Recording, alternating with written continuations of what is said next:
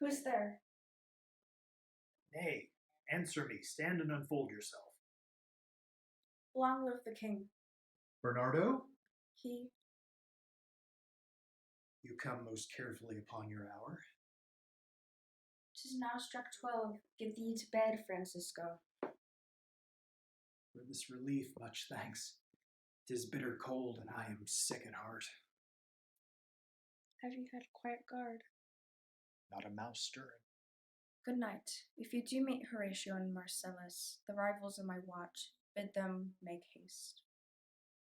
I think I hear them. Stand ho, who's there?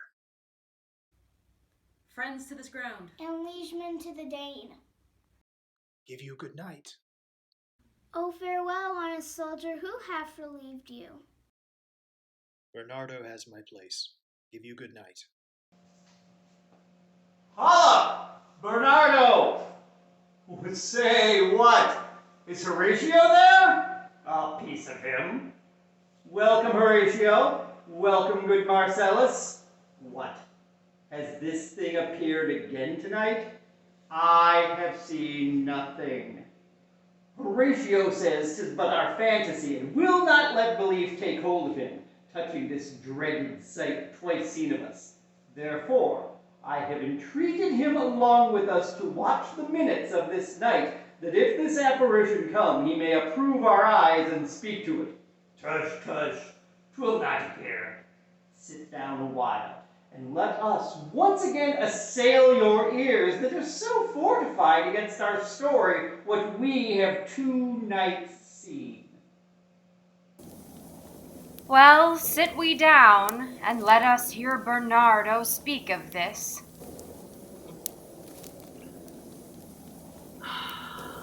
Last night of all, when yon same star that's westward from the pole had made his course to illume that part of heaven where now it burns, Marcellus and myself, the bell then tolling 1.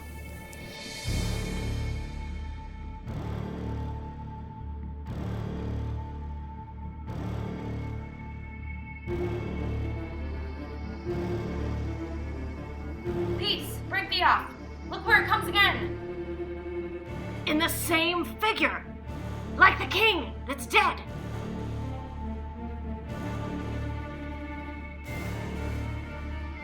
Thou art a scholar. Speak to it, Horatio. Looks it not like the king? Mark it, Horatio. Most like. It harrows me with fear and wonder. It would be spoke to. Question it, Horatio. What art thou that usurps this time of night, together with that fair and warlike form in which the majesty of buried Denmark did sometimes march? By heaven, I charge thee, speak. It is offended. See, it stalks away. Stay. Speak, speak, I charge thee, speak. 'Tis gone, and will not answer. How now, Horatio? You tremble and look pale. Is this not something more than fantasy?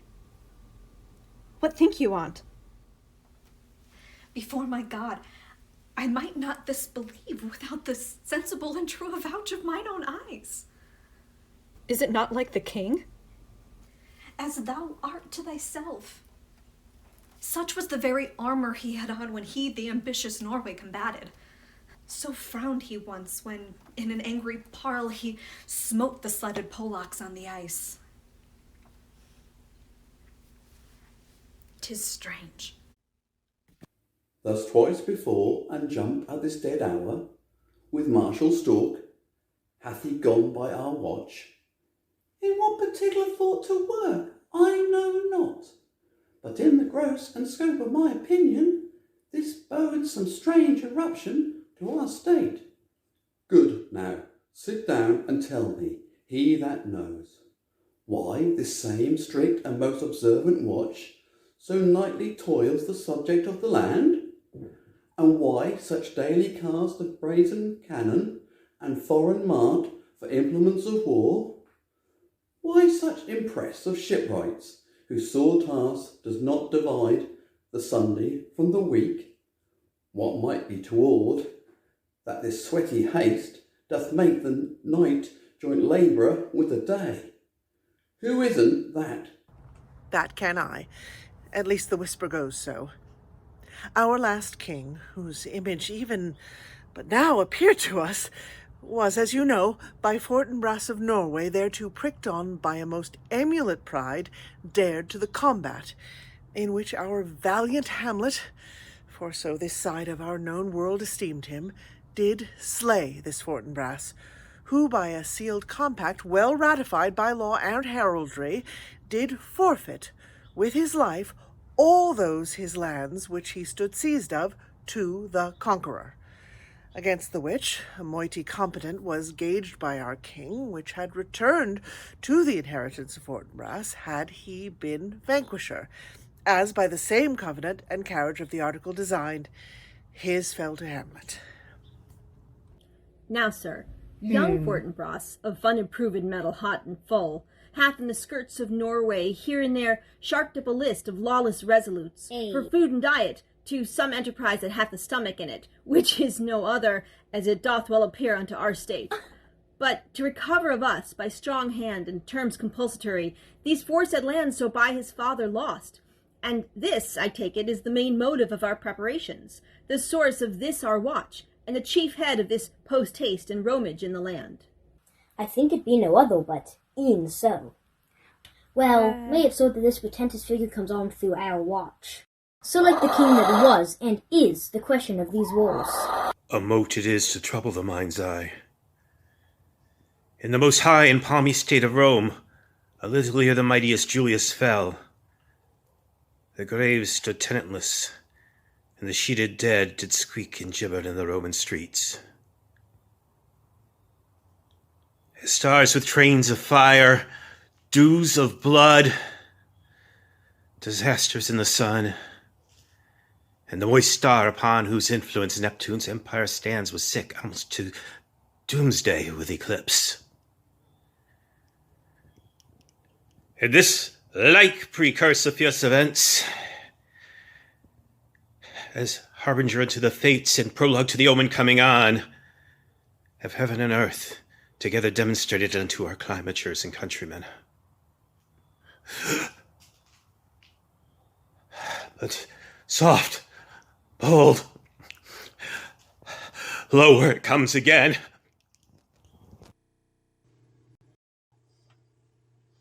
I'll cross it, though it blast me. Stay, illusion.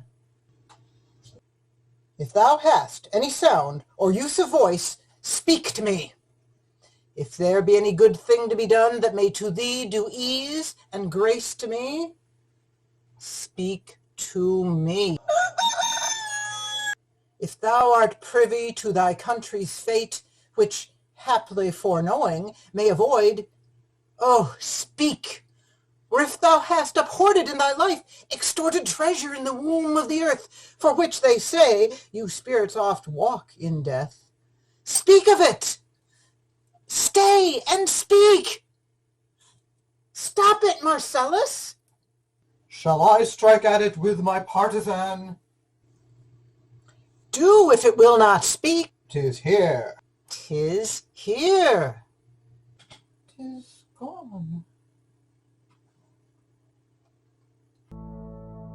We do it wrong, being so majestical, to offer the show of violence, for it is, as the air, invulnerable, and our vain blows malicious mockery. It was about to speak when the cock crew. Then it started like a guilty thing upon a fearful summons.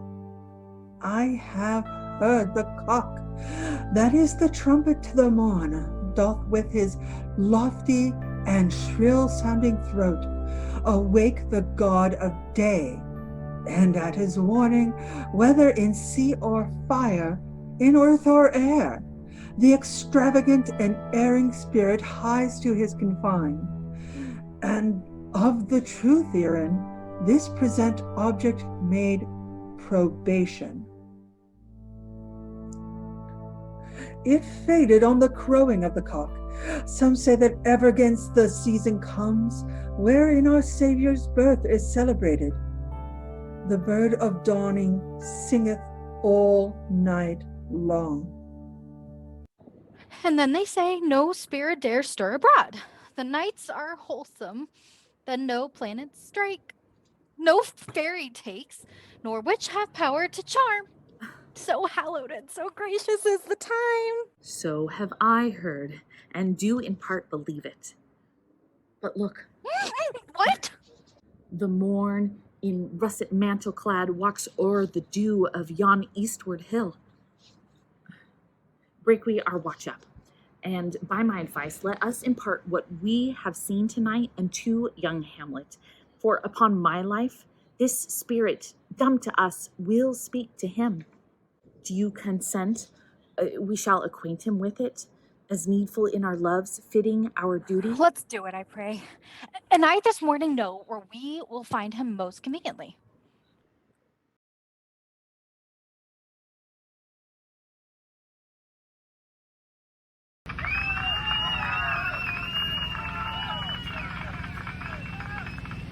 Though yet of Hamlet, our dear brother's death, the memory be green, and it us be fit to wear our hearts in grief, and our whole kingdom to be contracted in one brow of woe, yet so far hath discretion fought with nature, that we with wisest sorrow think on him, together with remembrance of ourselves. Therefore, our sometime sister, now our queen, the imperial jointress to this warlike state, have we, as it were, with a defeated joy, with an auspicious and dropping eye, with mirth in funeral and with dirge in marriage, in equal scale weighing delight and dole, taken to wife. Nor have we herein barred your better wisdoms, which have freely gone with this affair along. For all our thanks.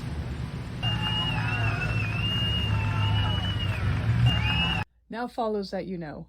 Young Fortinbras, holding a weak supposal of our worth, or thinking by our late dear brother's death our state to be disjoint and out of frame, colleagued with the dream of his advantage, he hath not failed to pester us with message, importing the surrender of those lands lost by his father with all bonds of law to our most valiant brother.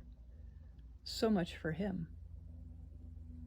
Now, for ourself and for this time of meeting, thus much the business is. We have here writ to Norway, uncle of young Fortinbras, who, impotent and bedrid, scarcely hears of this his nephew's purpose, to suppress his further gait herein, and that the levies, the lists, and full proportions are all made out of his subject. And we here dispatch you, good Cornelius, and you, Voltimand, for bearers of this greeting to old Norway, giving to you no further personal power to business with the king, more than the scope of these delated articles allow. Farewell, and let your haste commend your duty.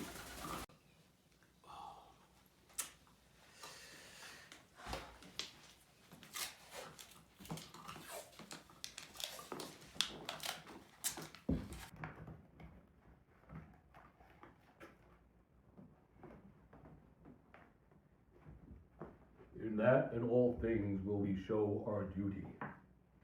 We doubt it nothing. Heartily. Farewell. And now, Laertes, what's the news with you? You told us of some suit. What is it, Laertes? You cannot speak of reason to the Dane and lose your voice. What wouldst thou beg, Laertes, that shall not be my offer, not thy asking? The head is not more native to the heart, the hand more instrumental to the mouth than is the throne of Denmark to thy father. What wouldst thou have, Laertes? My dread lord, your leave and favour to return to France, from whence, though willingly I came to Denmark, to show my duty in your coronation, yet now I must confess that duty done, my thoughts and wishes bend again toward France, and bow them to your gracious leave and pardon. Have you your father's leave? What says Polonius?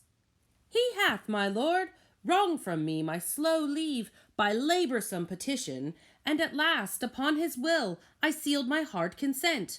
I do beseech you, give him leave to go. Take thy fair hour, Laertes, time be thine, and thy best graces, spend it at thy will. But now, my cousin Hamlet and my son, a little more than kin and less than kind. How is it that the clouds still hang on you? Not so, my lord. I am too much in the sun. Good Hamlet, cast thy nighted colour off, and let thine eye look like a friend on Denmark. Do not forever with thy veiled lids seek for thy noble father in the dust. Thou knowest 'tis common that all lives must die, passing through nature to eternity. Aye, madam, it is common. If it be, why seems it so particular with thee? Seems, madam. Nay, it is. I know not seems.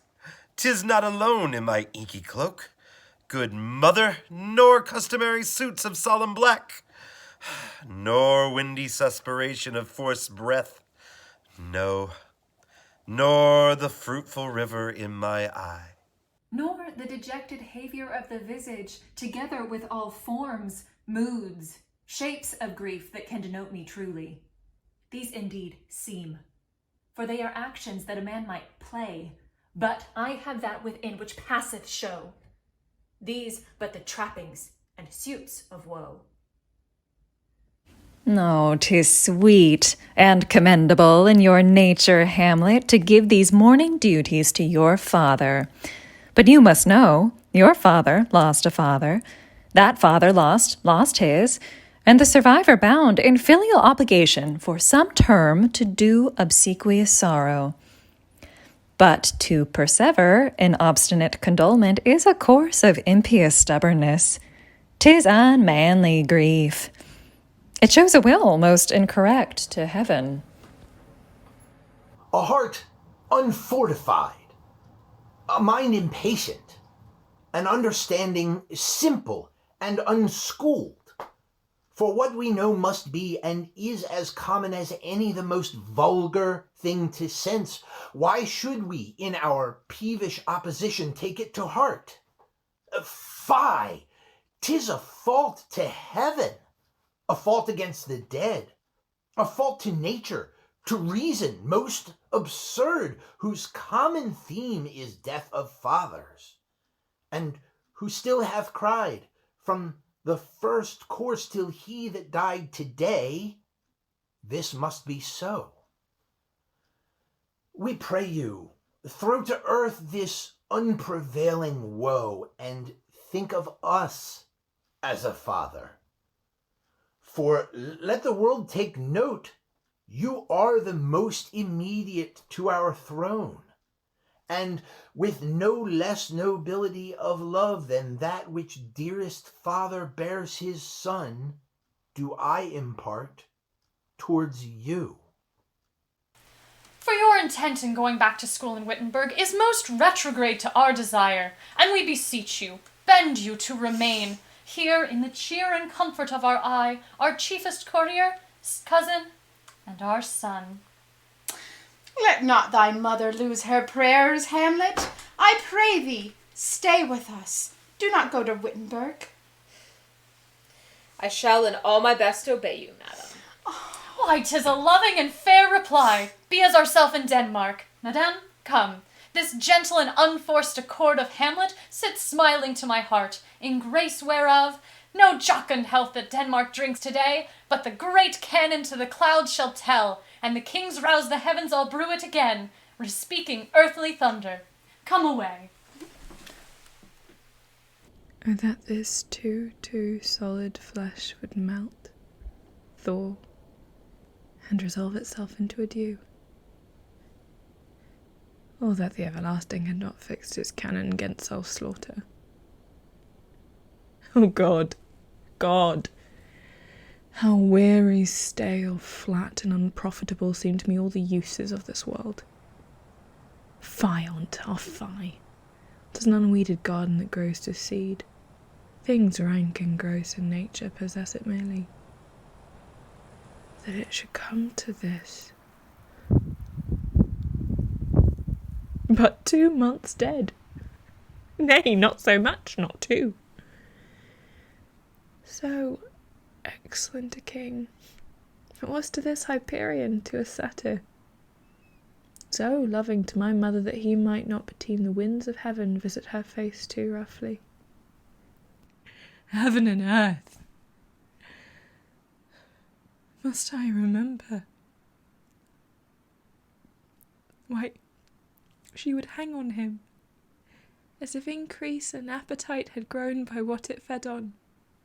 And yet, within a month. Let me not think on it.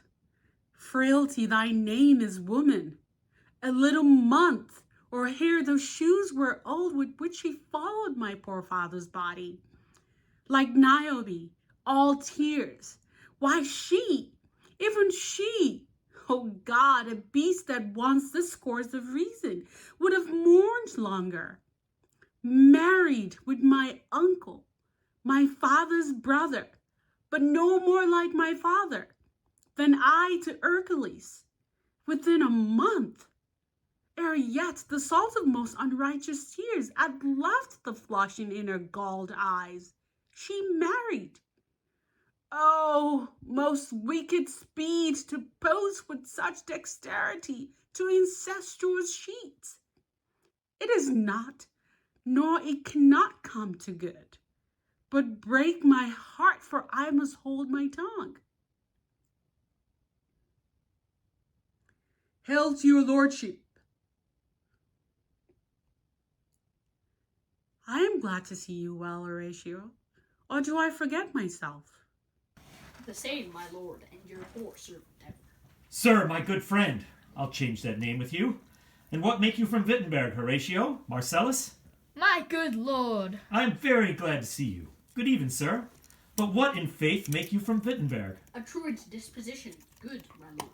I would not hear your enemy say so, nor shall you do mine ear that violence, to make it truster of your own report against yourself. I know you are no truant. But what is your affair in Elsinore? We'll teach you to drink deep ere you depart. My lord, I came to see your father's funeral. I pray thee do not mock me, fellow student. I think it was to see my mother's wedding. Ha! Indeed, my lord, it followed hard upon. Thrift, Horatio. The funeral baked meats did coldly furnish forth the marriage tables. Oh, would I had met my dearest foe in heaven, or ever I had seen that day, Horatio. My father. Methinks I see my father. Where, my lord? In my mind's eye, Horatio. I saw him once. He was a goodly king. He was a man. Take him for all in all, I shall not look upon his like again. Ah, my lord, I think I saw him yesternight. Saw who? My lord, the king, your father. The king, my father? Season your admiration for a while with an attent ear until I can deliver upon the witness of these gentlemen this marvel to you. For God's love, let me hear. 2 nights together had these gentlemen, Marcellus and Bernardo, on their watch, in the dead vast and middle of the night, been thus encountered. A figure, like your father, armed at point exactly cap a pie, appears before them. Thrice he walked by their oppressed and fear-surprised eyes within his truncheon's length, whilst they, distilled almost to jelly with the act of fear, stand dumb and speak not to him. This to me in dreadful secrecy impart they did, and I with them on 3rd night kept the watch, whereas they had delivered both in time form of the thing, each word made true and good. The apparition comes. I knew your father. These hands are not more like. But where was this? My lord, upon the platform where we watched. Did you not speak to it? My lord, I did, but answer made it none. Yet once methought it lifted up its head and did address itself to motion, like as it would speak. But even then the morning cock crew loud, and as it sound it shrunk in haste away, and vanished from our sight. 'Tis very strange. As I do live, my lord, 'tis true, and we did think it writ down in our duty to let you know of it. Indeed, sirs, but this troubles me. Hold you the watch tonight? We do, my lord. Armed, say you? Armed, my lord. From top to toe? My lord, from head to foot. Then saw you not his face? Oh, yes, my lord. He wore his beaver up. What? Looked he frowningly? A countenance more in sorrow than in anger. Pale or red? Nay, very pale. And fixed his eyes upon you? Most constantly. I would I had been there. Oh, it would have much amazed you. Very like. Stayed it long.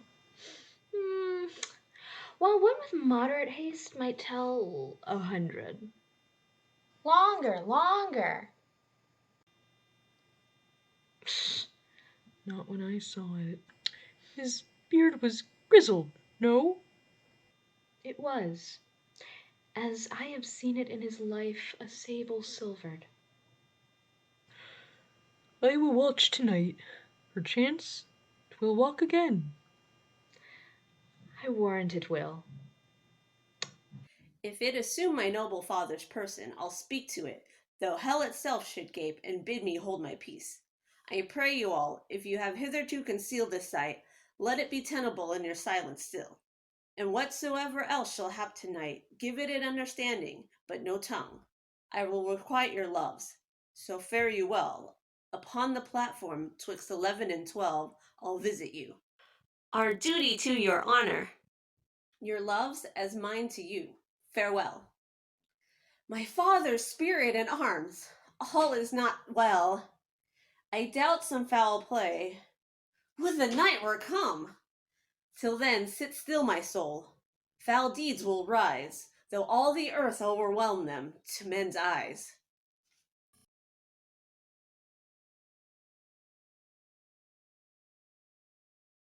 My necessaries are embarked. Farewell. And sister, as the winds give benefit and convoy is assistant, do not sleep, but let me hear from you. Do you doubt that? For Hamlet and the trifling of his favor, hold it a fashion and a toy in blood, a violet in the youth of primy nature, forward, not permanent, sweet, not lasting, the perfume and supplence of minute, no more. No more, but so. Think it no more, for nature, crescent, does not grow alone, in thews and bulk, but as this temple waxes, the inward service of the mind and soul grows wide withal. Perhaps he loves you now, and now no soil nor caudle doth besmirch the virtue of his will. But you must fear. His greatness weighed, his will is not his own, for he himself is subject to his birth. He may not, as unvalued persons do, carve for himself, for on his choice depends the safety and health of this whole state, and therefore must his choice be circumscribed unto the voice and yielding of that body, whereof he is the head. Then if he says he loves you, it fits your wisdom so far to believe it, as he in his particular act and place may give his saying deed, which is no further than the main voice of Denmark goes withal. Then weigh what loss your honor may sustain, if with too credent ear you list his songs, or lose your heart, or your chaste treasure open to his unmastered importunity. Fear it, Ophelia. Fear it, my dear sister, and keep you in the rear of your affection, out of the shot and danger of desire. The chariest maid is prodigal enough if she unmask her beauty to the moon, Virtue itself scapes not calumnious strokes. The canker galls the infants of the spring too oft before their buttons be disclosed. And in the morn and liquid dew of youth, contagious blastments are most imminent. Be wary then. Best safety lies in fear. Youth to itself rebels, though none else near. I shall the effect of this good lesson keep, as watchman to my heart. But, good my brother, do not, as some ungracious pastors do, show me the steep and thorny way to heaven, whiles, like a puffed and reckless libertine, himself the primrose path of dalliance treads, and recks not his own reed. Oh, fear me not. I stay too long. But here my father comes. A double blessing is a double grace. Occasion smiles upon a second leave. Yet here, Laertes. Aboard! Aboard! For shame! The wind sits in the shoulder of your sail, and you're stayed for. There! My blessing with thee, and these few precepts in thy memory. See thou character. Give thy thoughts no tongue, nor any unproportioned thought is act. Be thou familiar, but by no means vulgar. Those friends thou hast, and their adoption tried, grapple them to thy soul with hooks of steel. But do not dull thy palm with entertainment of each new-hatched, unfledged comrade. No. Beware of entrance into a quarrel, but being in, bet that the opposed may be beware of thee. Give every man thy ear, but few thy voice. Take each man's censure, but reserve thy judgment. Costly thy habits as thy purse can buy, but not expressed in fancy. Rich, not gaudy. For the apparel oft proclaims the man, and they in France of the best rank and station are of a most select and generous chief in that. Neither a borrower nor a lender be, for loan oft loses both itself and friend, and borrowing dulls the edge of husbandry. This above all, to thine own self be true, and it must follow, as the night the day. Thou canst not then be false to any man. Farewell, my blessing season this in thee. Most humbly do I take my leave, my lord. The time invites you, go! Thy servants tend. Farewell, Ophelia, and remember well what I have said to you. 'Tis in my memory locked, and you yourself shall keep the key of it. Farewell.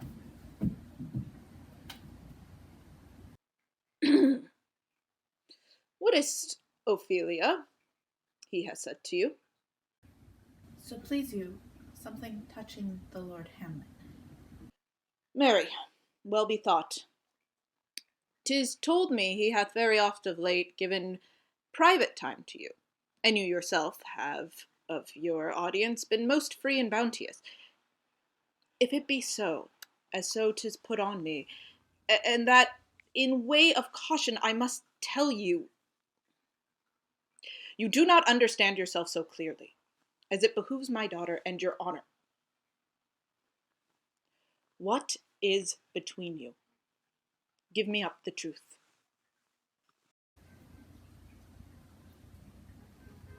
He hath, my lord, of late made many tenders of his affection to me.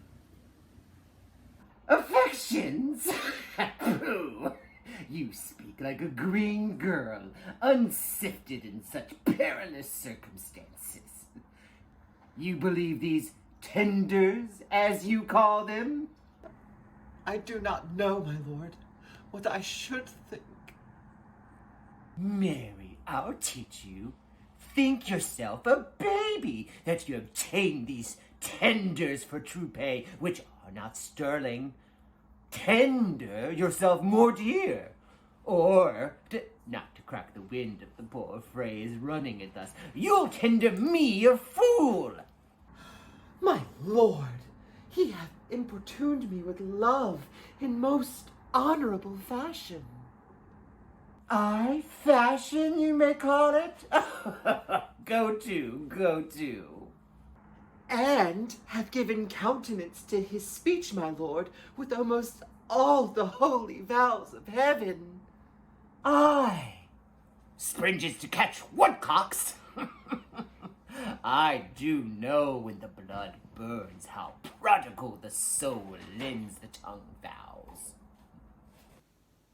These blazes, daughter, giving more light than heat, extinct in both, even in their promise, as it is a making, you must not take fire for fire.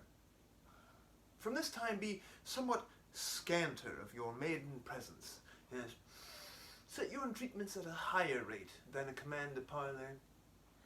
For Lord Hamlet believes so much in him that he is young, and with a larger tether may he walk than may be given you. In few, Ophelia, do not believe his vows, for they are brokers, not of that dye which their investments show, but mere implorators of unholy suits, breathing like sanctified and pious bawds, the better to beguile. This for all, I would not, in plain terms, from this time forward, have you so slander any moment's leisure as to give words or talk with the Lord Hamlet. Look to it, I charge you. Come your ways. Oh. I shall obey, my lord.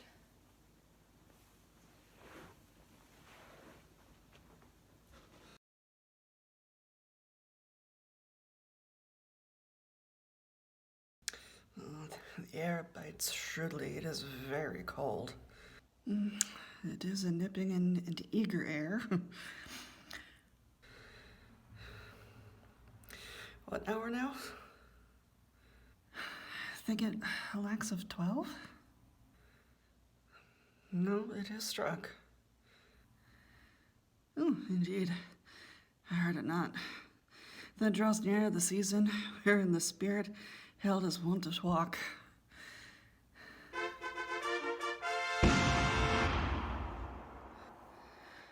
What does this mean, my lord?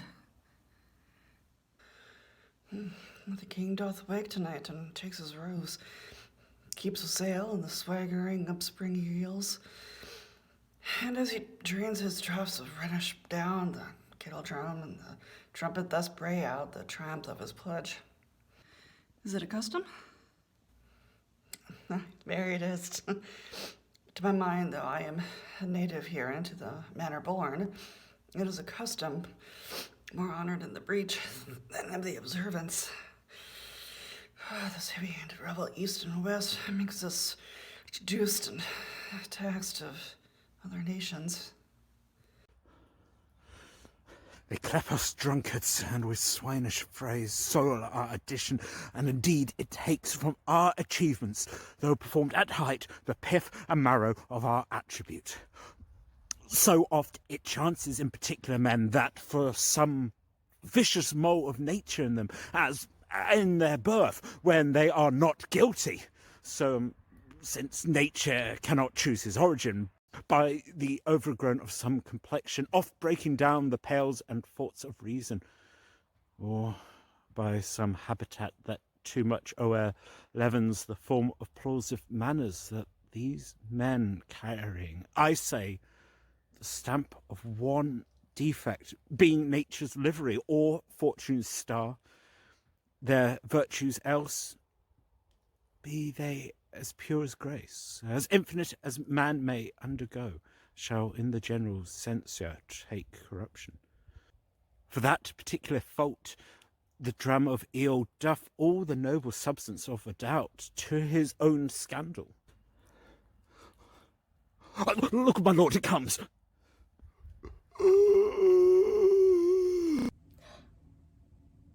Angels and ministers of grace, defend us. Be thou a spirit of health or a goblin damned. bring with thee airs from heaven or blasts from hell? Be thy intents wicked or charitable? Thou comest in such a questionable shape, I will speak to thee. I'll call thee Hamlet. King? Father? Royal Dane? Oh, answer me! Let me not burst in ignorance, but tell why thy canonized bones, hearsed in death, have burst their cerements. Why the sepulchre, wherein we saw thee quietly inert, hath oped its ponderous and marble jaws to cast thee up again. What may this mean? That thou, dead corse, again in complete steel, revisitst thus the glimpses of the moon, making night hideous. And we, fools of nature, so horridly to shake our dispositions, with thoughts beyond the reaches of our souls? So why is this? Wherefore? And what should we do? It beckons you to go away with it, as if it some impartment did desire to you alone. Look with what courteous action it waves you to a more removed ground. But do not go with it. No, by no means. It will not speak. That I will follow it. Do not, my lord. Why, what should be the fear? I do not set my life by a pin's fee. And for my soul, what can it do to that, being a thing immortal as itself? Waves me forth again, I'll follow it. What if it tempt you toward the flood, my lord? Or to the dreadful summit of that cliff that beetles o'er his base into the sea, and there assume some other horrible form, which might deprive your sovereignty of its reason, and draw you into madness? Think on it! The very place puts toys of desperation without more motive into every brain that looks so many fathoms to the sea and hears it roar beneath. It waves me still. Go on, I'll follow thee. You shall not go, my lord. Hold off your hands. Be ruled, you shall not go. My fate cries out and makes each petty archer in this body as hardy as the Nemean lion's nerve. Still am I called. Unhand me, gentlemen. By heaven, I'll make a ghost of him that lets me. I say, away. Go on, I'll follow thee. He waxes desperate with imagination. Let's follow, 'tis not fit thus to obey him. Have after, to what issue will this come? Something is rotten in the state of Denmark. Heaven will direct it. Nay, let's follow him.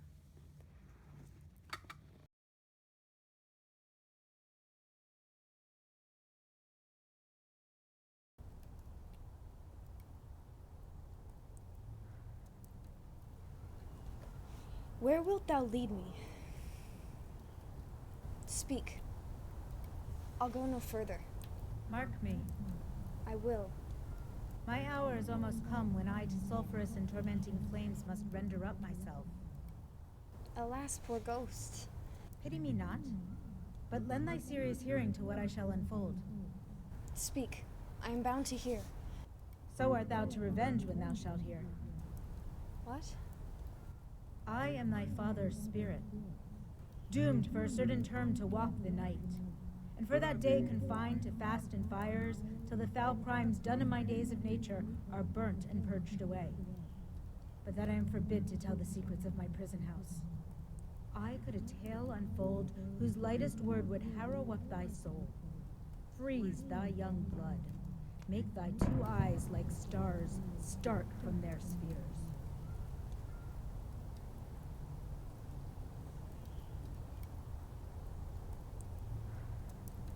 Thy knotted and combined locks to part, and each particular hair to stand on end, like quills upon the fretted porpentine.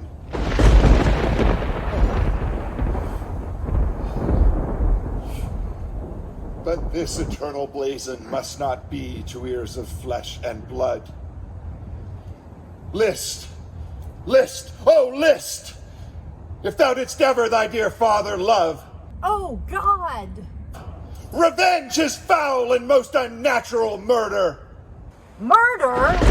Murder most foul, as in the best it is, but this most foul, strange, and unnatural. Haste me to know it. that I, with wings as swift as meditation or the thoughts of love, may sweep to my revenge. I find thee apt. And duller shouldst thou be than the fat weed that roots itself in ease on Lethe wharf. Shouldst thou not stir in this? Now, Hamlet, here 'tis given out that, sleeping in my orchard,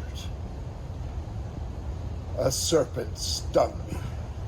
So the whole ear of Denmark is by a forged process of my death rankly abused. But know, thou noble youth, the serpent that did sting thy father's life now wears his crown. Oh, my prophetic soul, my uncle! Aye, that incestuous, that adulterate beast, with witchcraft of his wit, with traitorous gifts. O wicked wit and gifts that have the power so to seduce, won to his shameful lust the will of my most seeming virtuous queen.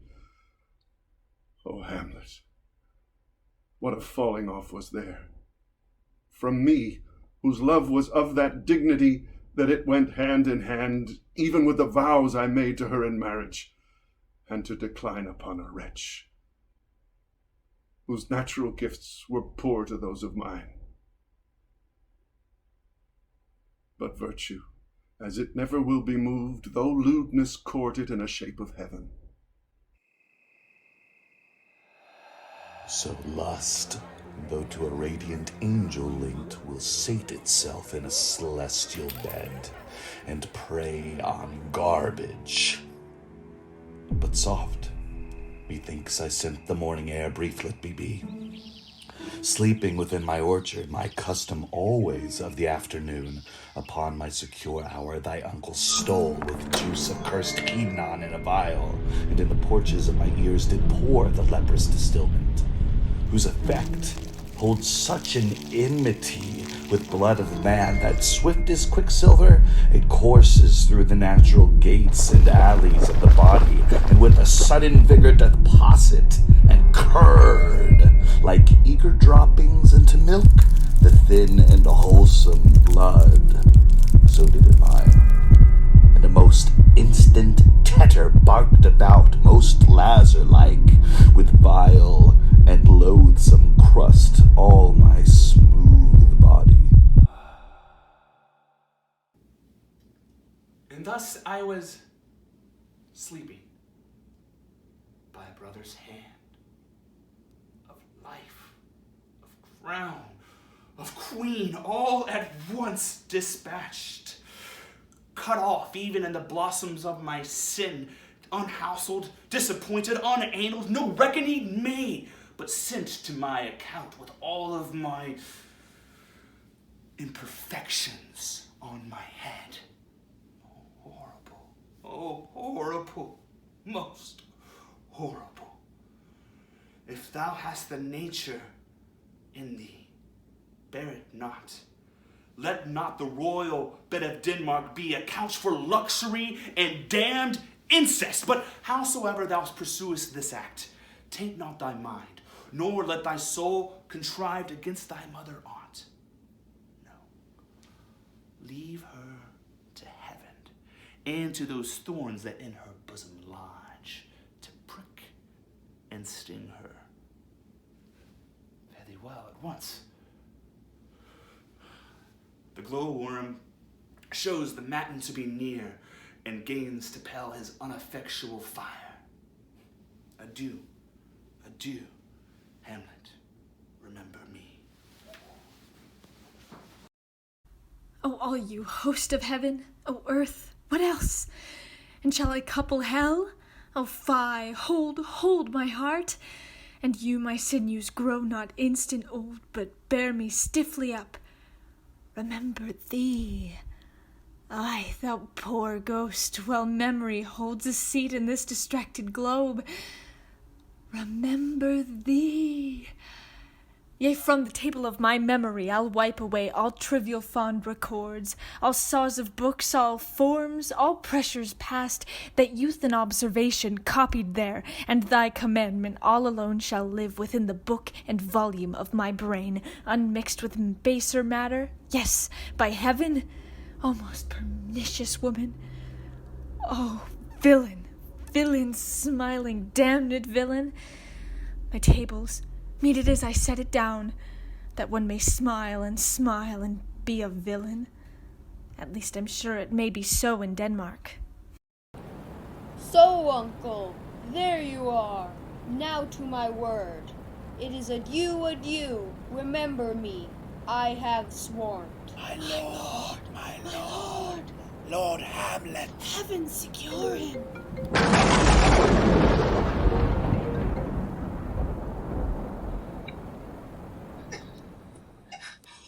Hello, ho-ho, my lord!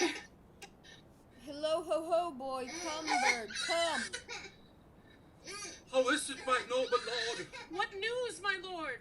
Oh, wonderful. Good, my lord, tell it. No, you'll reveal it. Not I, my lord, by heaven. Nor I, my lord. How say you then? Would heart of man once think it? But you'll be secret? I, by heaven, my lord. There's ne'er a villain dwelling in all Denmark, but he's an errant knave. There needs no ghost, my lord, come from the grave to tell us this. Why, right you are, I the right. And so, without more circumstance at all, I hold it fit that we shake hands and part. You, as your business and desire shall point you, for every man has business and desire, such as it is, and I, for mine poor part, look you, I'll go pray. These are but wild and whirling words, my lord. I'm sorry if they have offended you heartily. Yes, faith, heartily. There's no offence, my lord. Yes, by St. Patrick, as there is, Horatio, and much offence. Touching this vision here, it is an honest ghost. Let me tell you, for your desire to know what is between us, our master is away. And now, good friends, as you are friends, scholars, and soldiers, give me one poor request. What is it, my lord? We will. Never make known what you have seen tonight. My lord, we will not. Nay, but swear it. In faith, my lord, not I, nor I, my lord, in faith. Upon my sword. We have sworn, my lord, already. Indeed, upon my sword, indeed. Swear! Aye, boy, say'st thou so? Are thou there, Trupany? Come on, you hear this fellow in the cellarage? Consent to swear. Propose the oath, my lord. Never to speak of this that you have seen. Swear by my sword. Swear.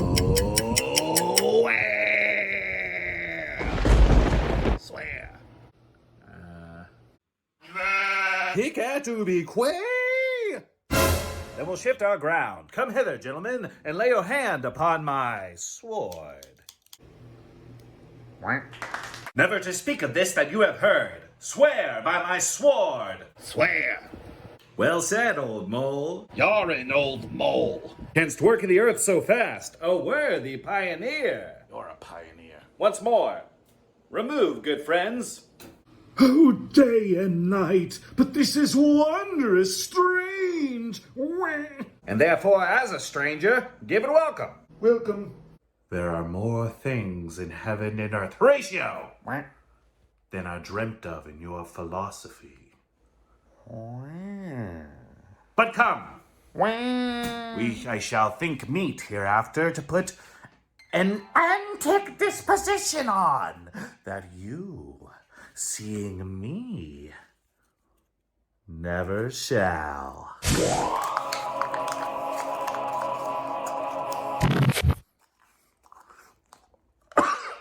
With arms encumbered thus, or head shake, or by pronouncing some doubtful phrase, is Well, we know. Or we could, and if we would, or if we list to speak, or there be, and if they might, or such ambiguous giving out to note that you ought of me. This not to do. So grace and mercy at your most need help. Swear. Swear. Rest, perturbed spirit.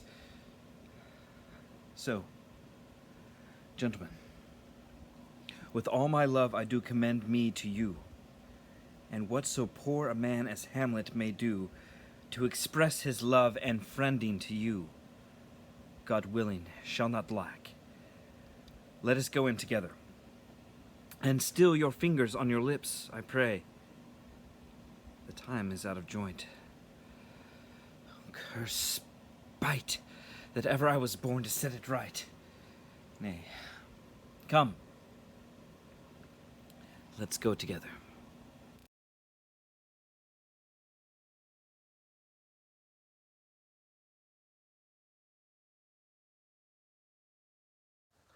Give him this money and these notes, Rinaldo. I will, my lord. You shall do marvelous wisely, good Rinaldo, before you visit him to make inquire of his behavior. My lord, I did intend it. Very well said. Very well said. Look you, sir, inquire me first what danskers are in Paris, and how, and who, what means, and where they keep, what company, at what expense, and finding by this encompassment and drift of question that they do know my son. Come you more nearer than your particular demands will touch it. Take you as 'twere some distant knowledge of him, and thus I know his father and his friends, and him in part. Do you mark this, Rinaldo? I. Very well, my lord. And in part, but you may say not well. But if it be he I mean, he's very wild, addicted, so and so, and there put on him what forgeries you please. Marry, none so rank as may dishonour him, take heed of that. But, sir, such wanton, wild, and usual slips as our companions noted and most known to youth and liberty. As gaming, my lord? Aye. Or drinking, fencing, swearing, quarrelling, drabbing. You may go so far. My lord, that would dishonor him. Faith knows, you may season it in the charge. You must not put another scandal on him that he is open to incontinency. That's not my meaning, but breathe his faults so quaintly that they may seem the taints of liberty. The flash and outbreak of a fiery mind, a savageness in unreclaimed blood, of general assault. But, my good lord, wherefore should you do this? I, my lord, I would know that. Marry, sir, here's my drift, and I believe it is a fetch of wit.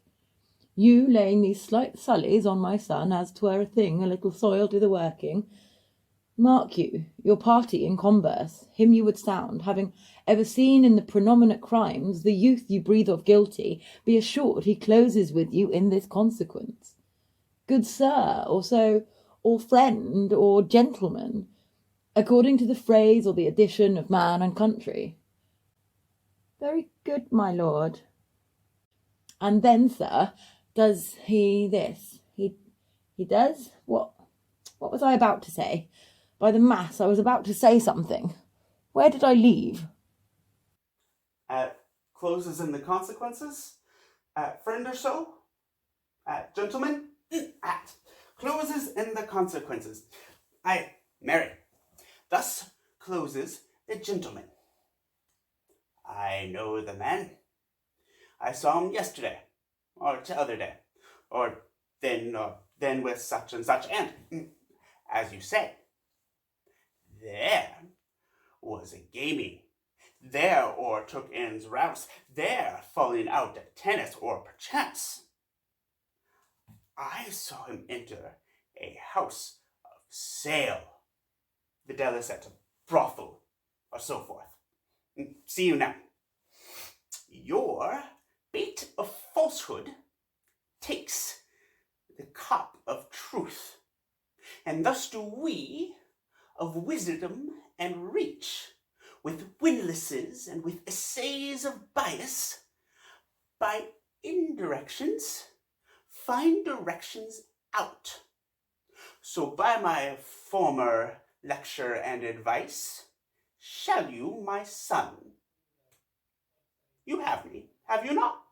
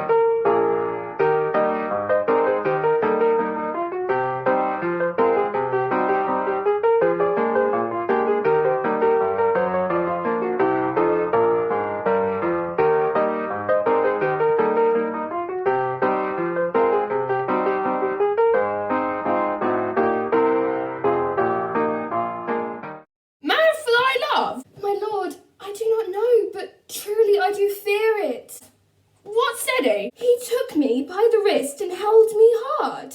Then goes he to the length of all his arm, and with his other hand as o'er his brow, he forced such perusal of my face as if he would draw it. Long stayed he so at last, a little shaking of mine arm, and thrice his head thus waving up and down.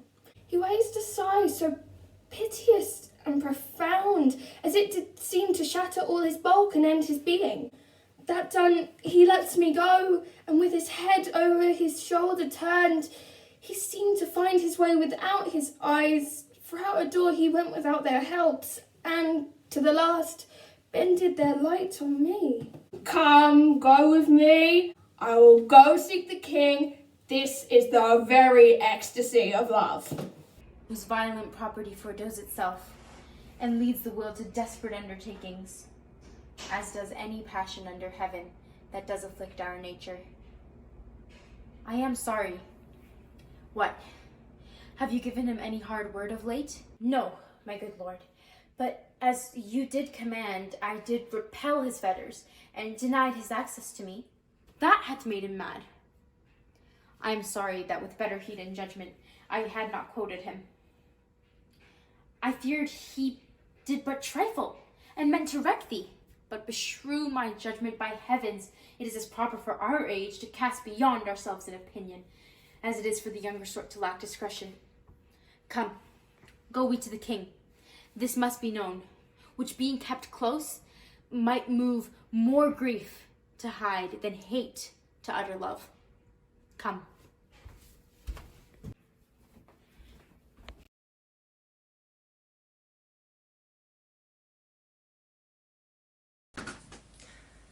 Welcome, the Rosencrantz and Guildenstern. Moreover, that we much did long to see you, the need we have to use you did provoke our hasty sending. something have you heard of Hamlet's transformation, so call it, since nor the exterior nor the inward man resembles that it was. What should be more than his father's death, that thus hath put him so much from the understanding of himself I cannot dream of. I entreat you both, that, being of so young days brought up with him, and sith so neighbour to his youth and behaviour, that you vouchsafe your rest here in our court some little time, so by companies to draw him on to pleasures, and to gather such as from occasion you may glean, whether aught to us unknown afflicts him thus, that opened lies within our remedy. Good gentlemen, he hath much talked of you, and sure I am 2 men there are not living to whom he more adheres. Please you to show us so much gentry and goodwill as to expend your time with us a while, for the supply and profit. Your visitation shall receive such thanks as fits a king. Both your majesties might, by the sovereign power you have of us, put your dread pleasure in command, then. But we obey, and here give up ourselves in the full bent to lay our service freely at your feet, to be. Thanks, Rosencrantz and gentle Gil. Thanks, Guildenstern and gentle Rosencrantz. And I beseech you instantly to go visit my too much changed son. Go, some of you, and bring these gentlemen where Hamlet is. Heaven make our presence and practices pleasant and helpful to him. Aye, amen. The ambassadors of Norway, my good lord, are joyfully returned. Thou still hast been the father of good news. Have I, my lord? I assure my good liege, I hold my duty as I hold my soul both to my God and to my gracious king. And I do think, or else this brain of mine hunts not the trail of policy so sure as it has used to do, that I have found the very cause of Hamlet's lunacy. Oh, speak of that. That I do long to hear. Give first admittance to these ambassadors. My news shall be the fruit to that great feast. Thyself do grace to them, and bring them in. He tells me, dear good Gertrude, he hath found the head and source of all of your son's distemper. I doubt it is no other but the main, his father's death, and our o'er hasty marriage. Well, we shall sift him. Welcome, my good friends. Say, Voltimand, what from our brother Norway? Most fair returns of greetings and desires. Upon our first, he sent out to suppress his nephew's levies, which to him appeared to be a preparation against the Polack. But better looked into, he truly found it was against your highness. Whereat grieved, that so his sickness, age, and impotence was falsely borne in hand, sends out arrests on Fortinbras, which he in brief obeys, receives rebuke from Norway, and in fine makes vow before his uncle never more to give the assay of arms against your majesty. Whereon old Norway, overcome with joy, gives him 3,000 crowns in annual fee, and is commissioned to employ those soldiers, so levied as before, against the Polack, with an entreaty, herein further shown, that it might please you to give quiet pass through your dominions for this enterprise, on such regards of safety and allowance as therein are set down. It likes us well, and at our more considered time will read, answer, and think upon this business. Meantime, we thank you for your well-took labor. Go to your rest. At night we'll feast together. Most welcome home, my liege. Your grace. This business is well ended. My liege, And, madam, to expostulate what majesty should be, what duty is, why, day is day, night, night, and time is time. We're nothing but to waste night, day, and time. Therefore, since brevity is the soul of wit, and tediousness the limbs and outward flourishes, I will be brief. Your noble son is mad. Mad I call it, for to define true badness, what is't but to be nothing else but mad? But let that go. More matter with less art. Madam, I swear I use no art at all.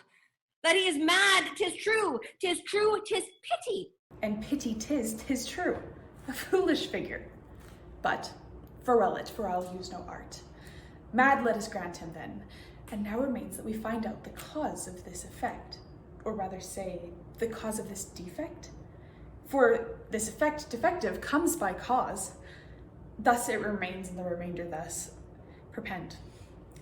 I have a daughter, have while she is mine, who in her duty and obedience, mark, hath given me this. Now gather and surmise. To the celestial and my soul's idol, the most beautified Ophelia.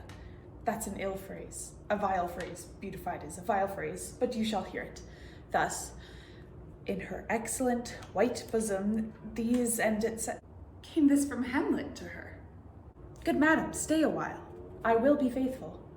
Mec hov me e yeroch rak pem hov e chipon neb vit chich e yenoch bang jich not e yechon o veria oi bom mu ve kontach vish jipot be choch it moch wit me wij cum lach tu be rit lachwij ach bangle jich bej bor non lau bang me dabor lat e non push toch non be lat vet e yechar kapla jawoi rech bangle por daj yin mochtach vish nech kukdaj hamlat e Molob mo jechvad navam ang pukwe edge rachvad klob de Hamlet tesh wijvad hoch poch hoch milje dak je jachu rach ach rachmush a choch Hamlet chai et laj toch if je et dachar Lord Kuv, Lord Makje, Vitob Venech. But what might you think? When I had seen this hot love on the wing, as I perceived it, I must tell you that, before my daughter told me, what might you, or my dear Majesty, your queen here, think? If I had played the desk or table book, or given my heart a winking, mute and dumb, or looked upon this love with idle sight, what might you think? No, I went round to work, and my young mistress thus I did bespeak. Lord Hamlet is a prince, out of thy star. This must not be. Then I precepts gave her, that she should lock herself from his resort, admit no messengers, receive no tokens. Which done, she took the fruits of my advice, and he, repulsed, a short tale to make, fell into sadness, and then into a fast. Thence to a watch, thence into a weakness, thence into a lightness, and by this declension into the madness, wherein now he raves, and we all mourn for. Do you think 'tis this? It may be, very likely. Hath there been such a time, I'd fain know that I have positively said 'tis so, and have been proven otherwise. Not that I know of. Take this from this, if this be otherwise.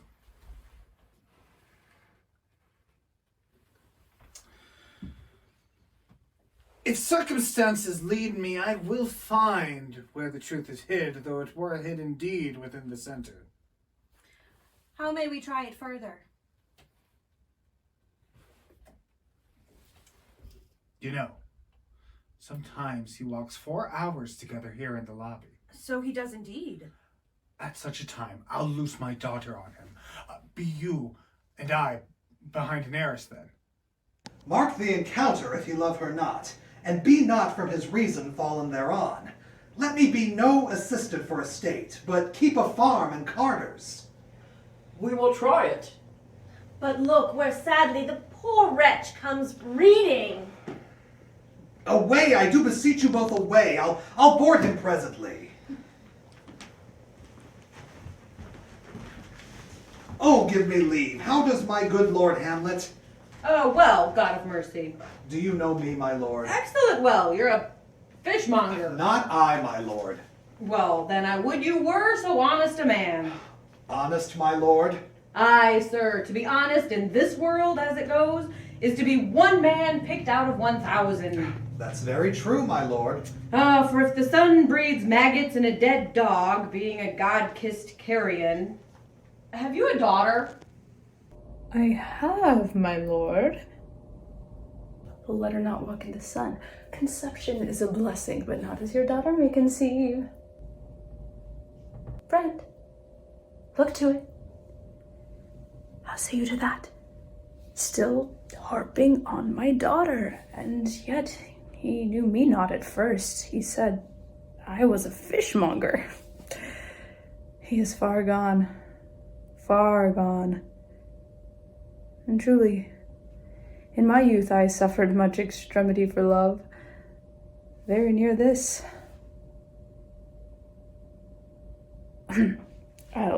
I'll speak to him again. What do you read, my lord? Words? Words. Words. What is the matter, my lord? Between who? The matter that you read, my lord? Slander, sir. For the satirical rogue says here that old men have gray beards, and that their faces are wrinkled. Their eyes purging thick amber and plum tree gum, and that they have a plentiful lack of wit, together with the most weak hands.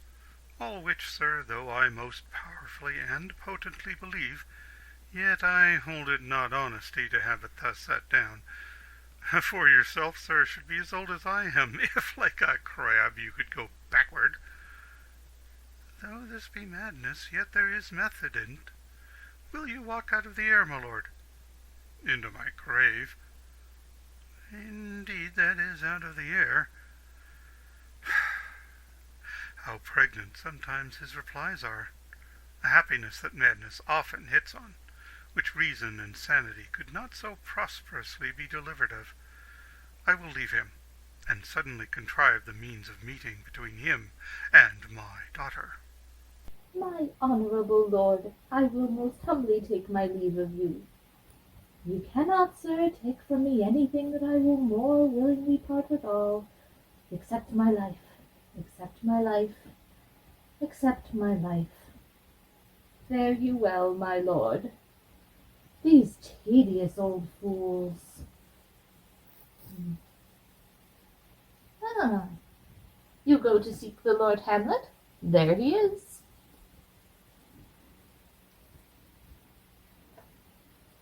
God save you, sir. My honoured lord, my most dear lord. My excellent good friends. How dost thou, Guildenstern? Our Rosencrantz, good lads, how do ye both? As the indifferent children of the earth? Happy, in that we are not over happy. On Fortune's cap we are not the very button, nor the soles of her shoe. Neither, my lord. Then you live about her waist, or in the middle of her favours? Faith, her privates we. In the secret parts of fortune, most true, she is a strumpet. What's the news? None, my lord, but that the world's grown honest. Then is doomsday near. But your news is not true. Let me question more in particular. What have you, my good friends, deserved at the hands of fortune that she sends you to prison hither? Prison, my lord? Denmark's a prison. Then is the world one. A goodly one, in which there are many confines, wards, and dungeons, Denmark being one of the worst. We think not so, my lord. Why then 'tis none to you, for there is nothing either good or bad, but thinking makes it so. To me, it is a prison. Why then, your ambition makes it one. 'Tis too narrow for your mind. Oh God, I could be bounded in a nutshell, and count myself king of infinite space, were it not that I have bad dreams. Which dreams indeed are ambition, for the very substance of the ambitious is merely the shadow of a dream. A dream itself is but a shadow. Truly, and I hold ambition of so airy and light a quality that it is but a shadow. Then are our beggars' bodies, and our monarchs and outstretched heroes the beggars' shadows. Shall we to the court? For, by my fay, I cannot reason. We'll wait upon you. No such matter. I will not sort you with the rest of my servants, for, to speak to you like an honest man, I am most dreadfully attended. But, in the beaten way of friendship, what make you at Elsinore? To visit you, my lord. No other occasion. Beggar that I am even poor in thanks. But I thank you, and sure, dear friends, my thanks are too dear a halfpenny. Were you not sent for? Is it your own inclining? Is it a free visitation? Come, deal with me. Come. Nay, speak. What should we say, my lord? Why, anything but to the purpose.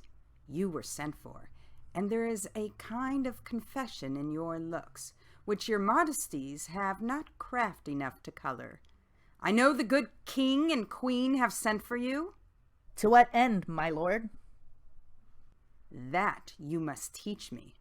But let me conjure you, by the rights of our fellowship, by the consonancy of our youth, by the obligation of our ever-preserved love, and by what more dear a better proposer could charge you withal. Be even and direct with me, whether you were sent for or no. What say you? Nay, then I have an eye of you. If you love me, hold not off. My lord, we were sent for. I will tell you why. So shall my anticipation prevent your discovery, and your secrecy to the king and queen molts no feather. I have of late, but wherefore I know not, lost all my mirth, foregone all custom of exercises, and indeed it goes so heavily with my disposition that this goodly frame, the earth, seems to me a sterile promontory. This most excellent canopy, the air, look you, this brave o'erhanging firmament, this majestical roof, fretted with golden fire. Why, it appeareth no other thing to me than a foul and pestilent congregation of vapors. What a piece of work is a man! How noble in reason!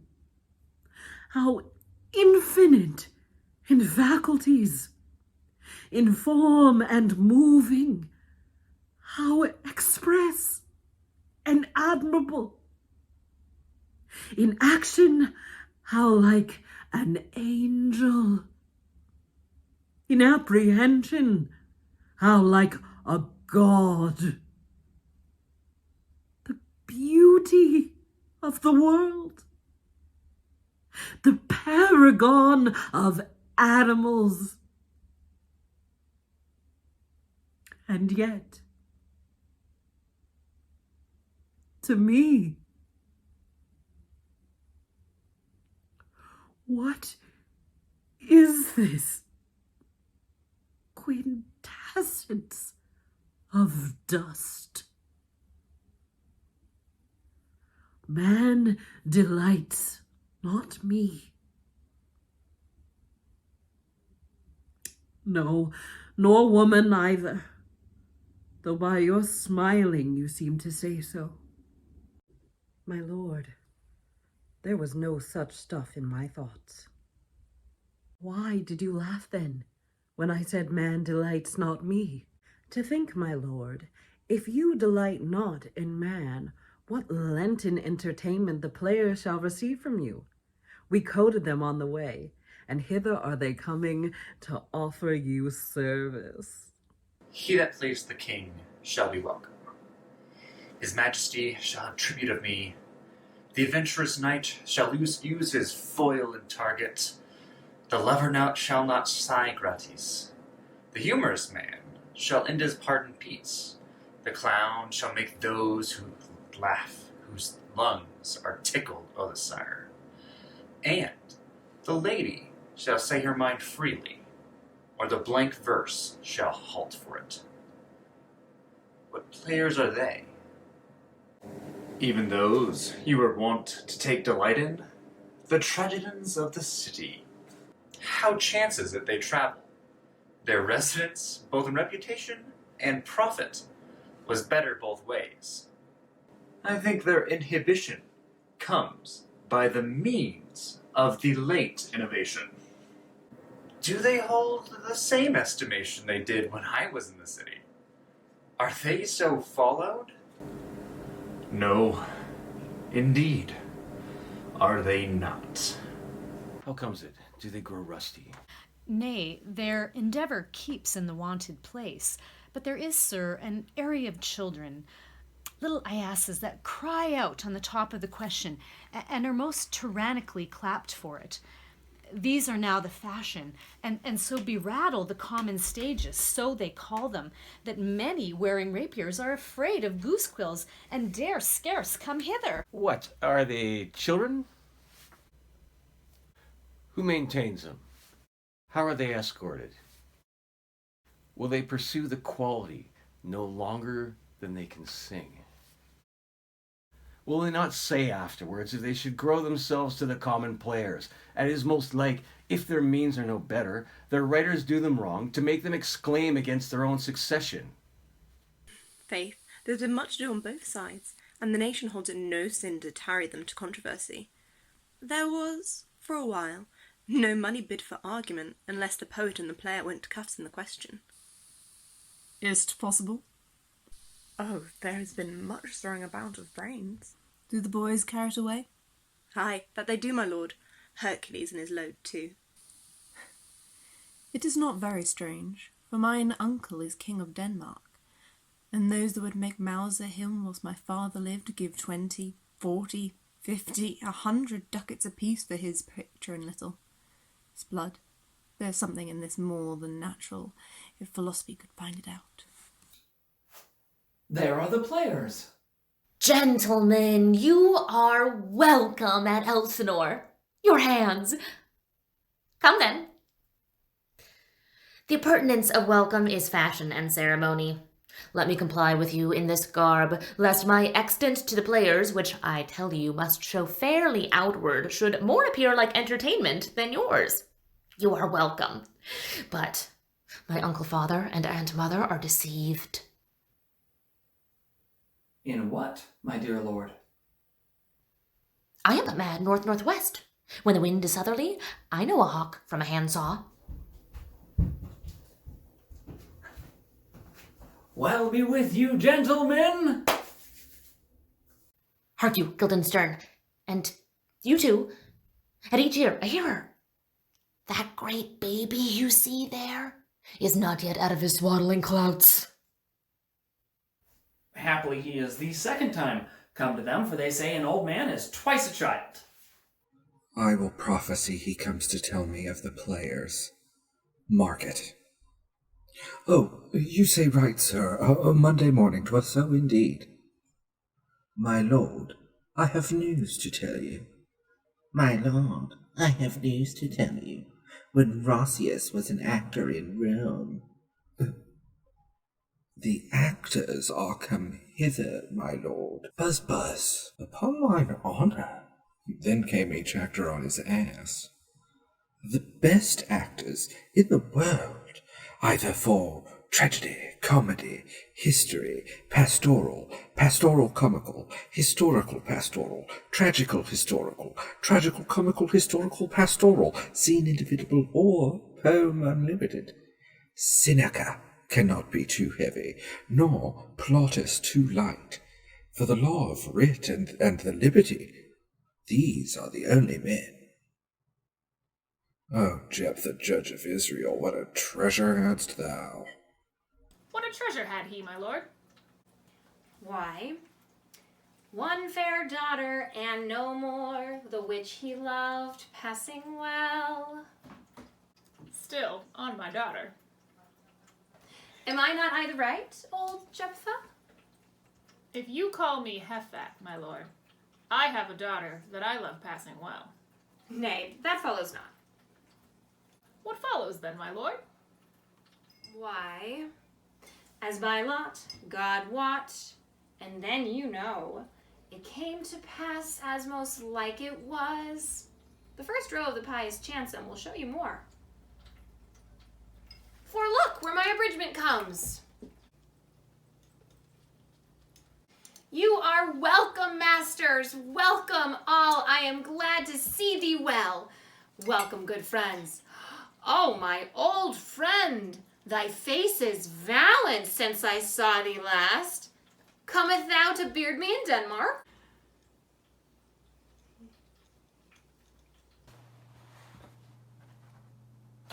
Oh, what, my young lady and mistress! Oh, my lady, your ladyship is nearer to heaven than when I saw you last. By the altitude of Chapin. Pray God your voice like a piece of uncurrent gold be not cracked within the ring. Well, masters, you are all welcome. Well, into it like French falconers fly at anything we see. We'll have a speech straight. Come, give us a taste of your quality. Come, a passionate speech. What speech, my lord? I heard thee speak me a speech once, but it was ne'er acted, or if it was, not above once, for the play I remember pleased not the million. 'Twas a caviar to the general, but it was as I received it, and others whose judgment in such matters cried in the top of mine. An excellent play, well digested in the scenes, set down with as much modesty as cunning. I remember one said there were no salads in the lines to make the matter savory, nor no matter in the phrase that might indict the author of affectation, but called it an honest method, as wholesome as sweet, and by very much more handsome than fine. One speech in it I chiefly loved. 'Twas Aeneas' tale to Dido, and thereabout of it, especially where he speaks of Priam's slaughter. If it live in your memory, begin at this line. Oh, let me see. The rugged Pyrrhus, like the Heraclean beast. It is not so. It begins with Pyrrhus. The rugged Pyrrhus, he whose sable arms, black as his purpose, did the night resemble, when he lay couched in the ominous horse. Hath now this dread and black complexion smeared with heraldry more dismal head to foot. Now he is total jewels, horridly tricked, with blood of fathers, mothers, daughters, sons, baked in and pasted with the parching streets. that lend a tyrannous and damned light to their lord's murder, roasted in wrath and fire. And thus sow sighs with coagulate gore, with eyes like carbuncles, the hellish Pyrrhus, old grandsire Priam seeks.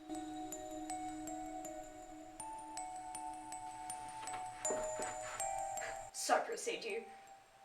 For God, my lord, well spoken, with good accent and good discretion. Anon he finds him, striking too short at Greeks. His antique sword, rebellious to his arm, lies where it falls, repugnant to command. Unequal matched, Pyrrhus at Priam drives, enraged strikes wide. But with the whiff and wind of his fell sword, the unnerved father falls. Then, senseless Ilium, seeming to feel this blow, with flaming top stoops to his base, and with a hideous crash takes prisoner Pyrrhus's ear. For lo, his sword, which was declining on the milky head of reverend Priam, seemed in the air to stick.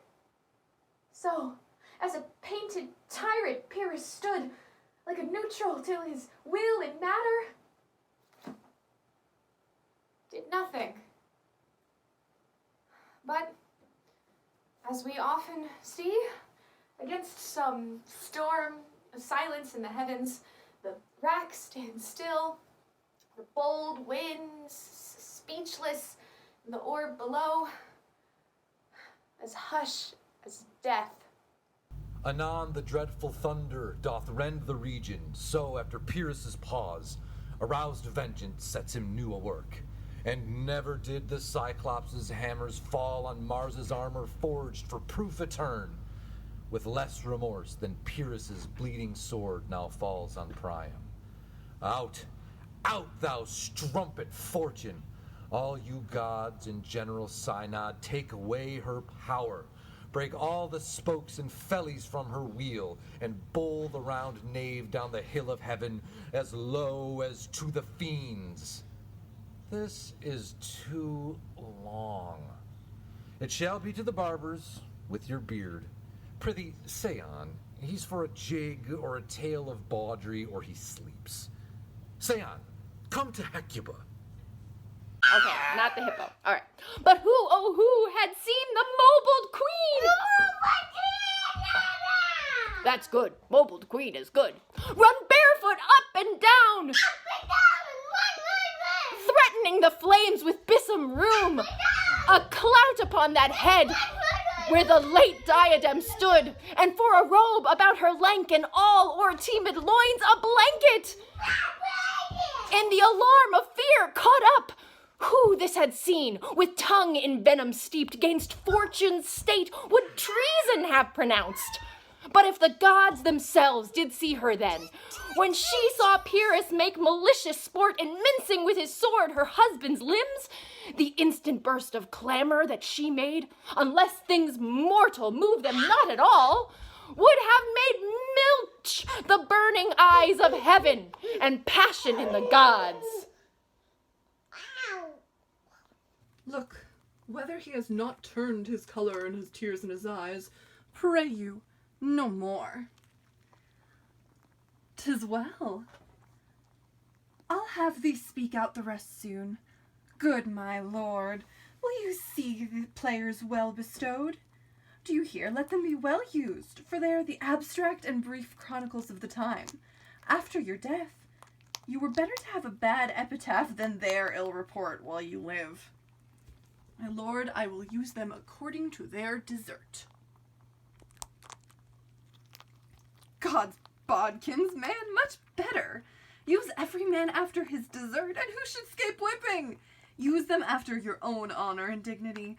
The less they deserve, the more merit is your bounty. Take them in. Come, sirs. Follow him, friends. We'll hear a play tomorrow. Can you play the murder of Gonzago? Aye, my lord. We'll have it tomorrow night. You could for a needs study a speech of some dozen or 16 lines which I would set down and insert in it. Could you not? Aye, my lord. Very well. Follow that lord. And look you, mock him not.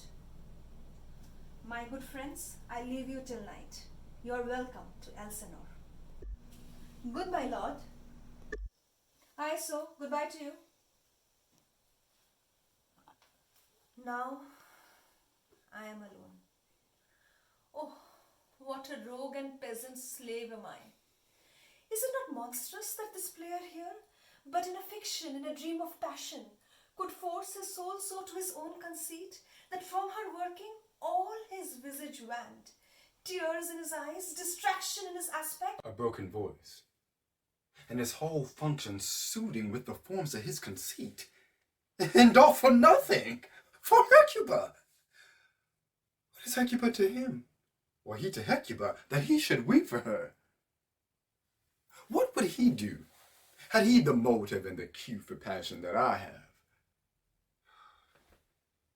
He would drown the stage with tears and cleave the general ear with horrid speech, make mad the guilty and appall the free, confound the ignorant, and amaze indeed the very faculties of eyes and ears.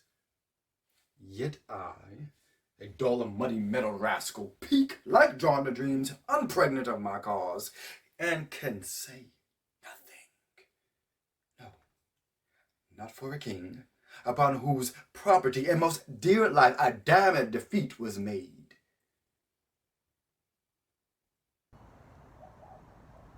Am I a coward? Who calls me villain? Breaks my pate across. Plucks off my beard and blows it in my face. Tweaks me by the nose. Gives me the line in the throat as deep as to the lungs. Who does me this, Swoons. I should take it. For it cannot be but I am pigeon-livered and lack gall to make oppression bitter, or ere this I would have fatted all the region kites with this slave's offal. Bloody, bawdy villain. Remorseless, treacherous, lecherous, kindless villain! Oh, vengeance!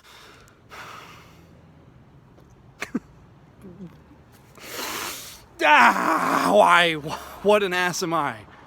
What? This is most brave. That I, the son of a dear father, murdered, prompted to my revenge by heaven and hell, must, like a whore, unpack my heart with words, and fall a-cursing like a very drab, a scullion, fie upon it. About my brain. I've heard that guilty creatures sitting at a play have by the very cunning of the scene been struck so to the soul that presently they have proclaimed their malefactions.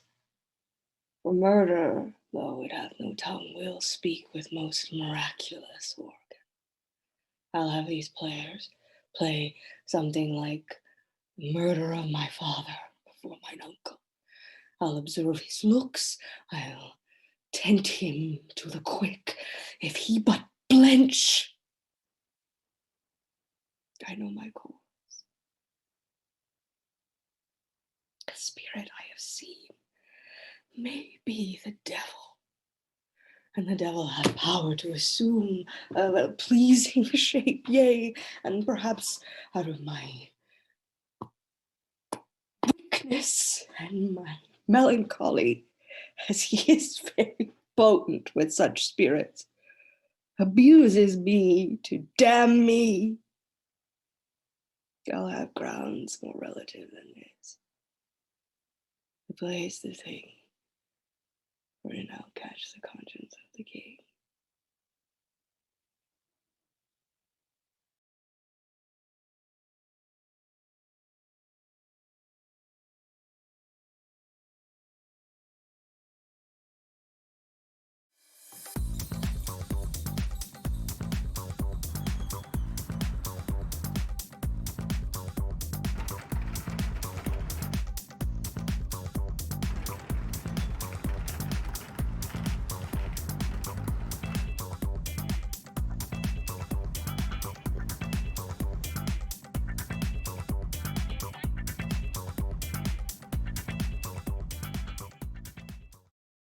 And can you, by no drift of circumstance, get from him why he puts on this confusion, grading so harshly all his days of quiet, with turbulent and dangerous lunacy? He does confess he feels himself distracted, but from what cause he'll by no means speak. Nor do we find him forward to be sounded, but with a crafty madness keeps aloof, when we would bring him on to some confession of his true state. Did he receive you well? Most like a gentleman, but with much forcing of his disposition. Wise of question, but of odd demands, plus free in his reply. Did you essay him to any pastime? Madam, it so fell out that certain players we wrought on the way of these we told him, and there did seem in him a kind of joy to hear of it. They are about the court, and, as I think, they have already ordered this knight to play before him. 'Tis most true, and he beseeched me to entreat your majesties to hear and see the matter with all my heart, and it doth much content me to hear him so inclined. Good gentlemen, give him a further edge, and drive his purpose on to these delights. We shall, my lord.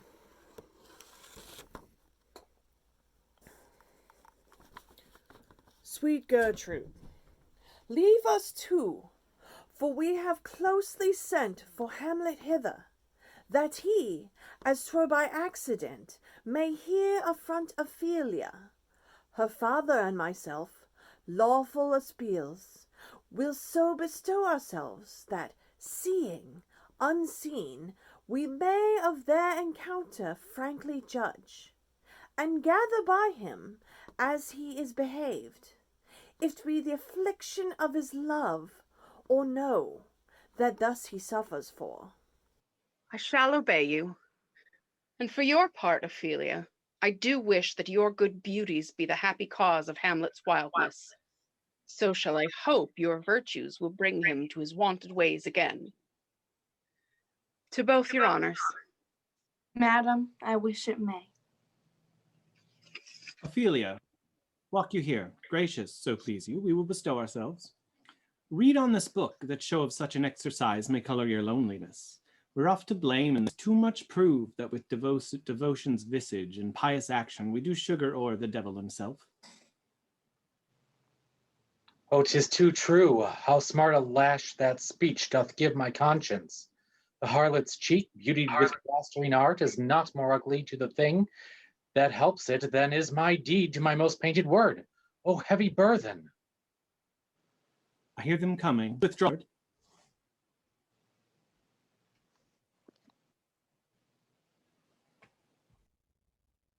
To be or not to be, that is the question. Whether 'tis nobler in the mind to suffer the slings and arrows of outrageous fortune, or to take arms against a sea of troubles, and, by opposing, end them. To die. To sleep no more. And by a sleep to say we end the heartache and the 1,000 natural shocks that flesh is heir to. 'Tis a consummation devoutly to be wished. To die. To sleep. To sleep perchance to dream. Aye, there's the rub. For in that sleep of death, what dreams may come when we have shuffled off this mortal coil must give us pause. There's the respect that makes calamity of so long life, for who would bear the whips and scorns of time? The oppressor's wrong, the proud man's contumely, the pangs of despised love, the law's delay, The insolence of office and the spurns the patient merit of the unworthy takes, when he himself might his quietus make with a bare bodkin. Who would faddles bear to glunt and sweat under a weary life, but that the dread of something after death, the undiscovered country from whose bourne no traveller returns, puzzles the will and makes us rather bear those wills we have than fly to others that we know not of. Thus conscience does make cowards of us all, and thus the native hue of resolution is sicklied o'er with the pale cast of thought, and enterprises of great pith and moment with this regard, their currents turn awry and lose the name of action. Soft you now, the fair Ophelia, nymph, in thy orisons be all my sins remembered. Good, my lord. How does your honor for this many a day? I humbly thank you. Well. My honored lord, I have remembrances of yours that I have longed to redeliver. I pray you now receive them.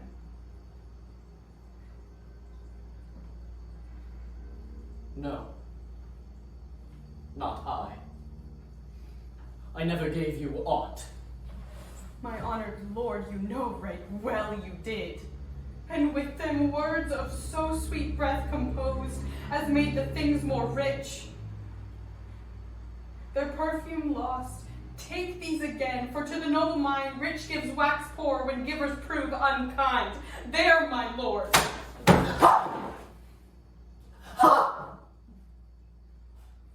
Are you honest? My lord. Are you fair? What means your lordship? That you be honest and fair, your honesty should admit no discourse to your beauty. Could beauty, my lord, have better commerce than with honesty? Aye, truly, for the power of beauty will sooner transform honesty from what it is to a bawd, than the force of honesty can translate beauty into his likeness. This was sometime a paradox, but now the time gives it proof.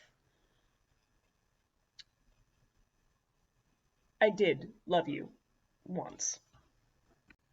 Indeed, my lord, you made me believe so. You should not have believed me, for virtue cannot so inoculate our old stock, but we shall relish of it. I loved you not. I was the more deceived. Get thee to a nunnery. Why wouldst thou be a breeder of sinners? I am myself indifferent honest, but yet I could accuse me of such things that it were better my mother had not borne me. I'm very proud, revengeful, ambitious, with more offenses at my beck than I had thoughts to put them in, imagination to give them shape, or time to act them in. What should such fellows as I do, crawling between earth and heaven? Your errant knaves, all of us. Believe none of us, go thy ways to a nunnery. Where's your father? At home, my lord. Let the doors be shut upon him, that he may play the fool nowhere but in his own house. Farewell. Oh, help him, you sweet heavens. If thou dost, Mary, I'll give thee this plague for thy dowry. Be thou as chaste as ice, as pure as snow. Thou shalt not escape calumny. Get thee to a nunnery. Go, farewell. Or if thou wilt needs marry a fool.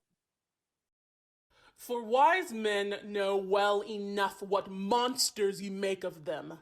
To a nunnery go, and quickly too. Farewell. Oh, heavenly powers, restore him! I have heard of your paintings too, well enough. God has given you one face, and you make yourselves another. You jig, you amble, and you lisp, and nickname God's creatures, and make your wantonness your ignorance. Go to, I'll no more on it.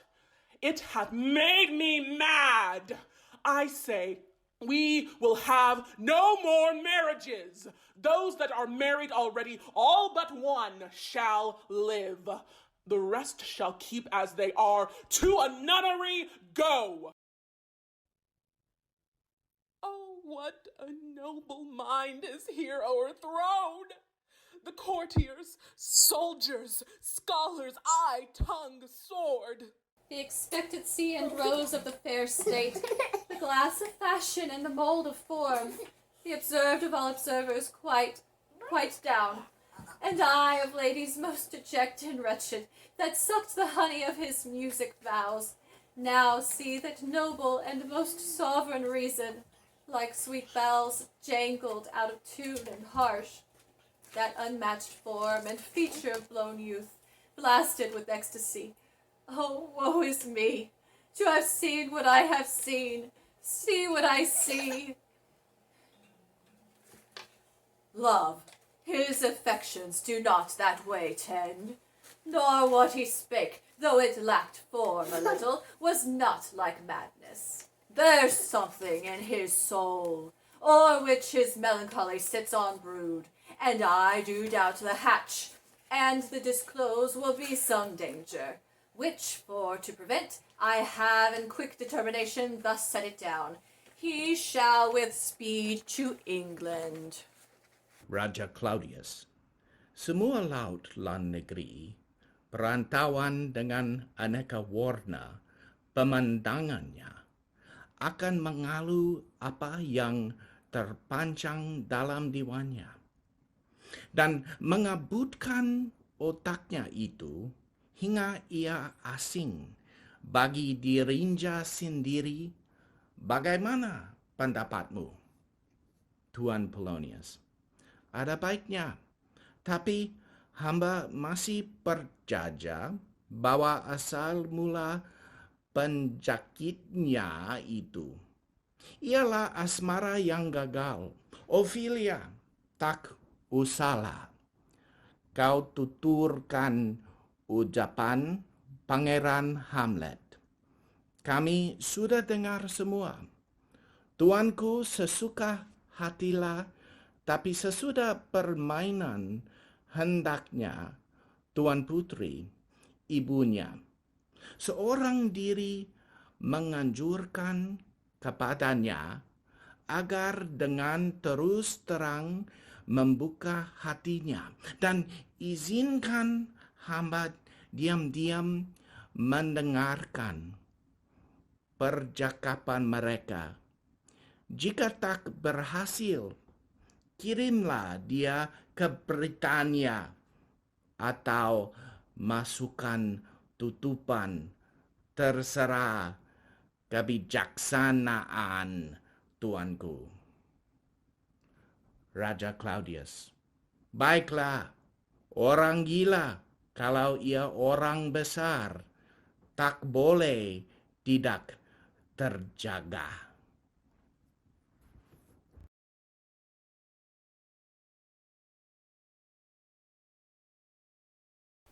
Speak the speech, I pray you, as I pronounced it to you, trippingly on the tongue. But if you mouth it, as many of your players do, I had as lief the tongue crier spoke my lines. Nor do not saw the air too much with your hands thus, but use all gently, for in the very torrent, tempest, and as I may say, whirlwind of passion, you must acquire and beget a temperance that may give it smoothness. Oh, it offends me to the soul to hear a robustious, periwig-pated fellow tear a passion to tatters, to very rags, to split the ears of the groundlings who for the most part are capable of nothing but inexplicable dumb shows and noise. I would have such a fellow whipped for o'erdoing Termagant. And out Herod's Herod.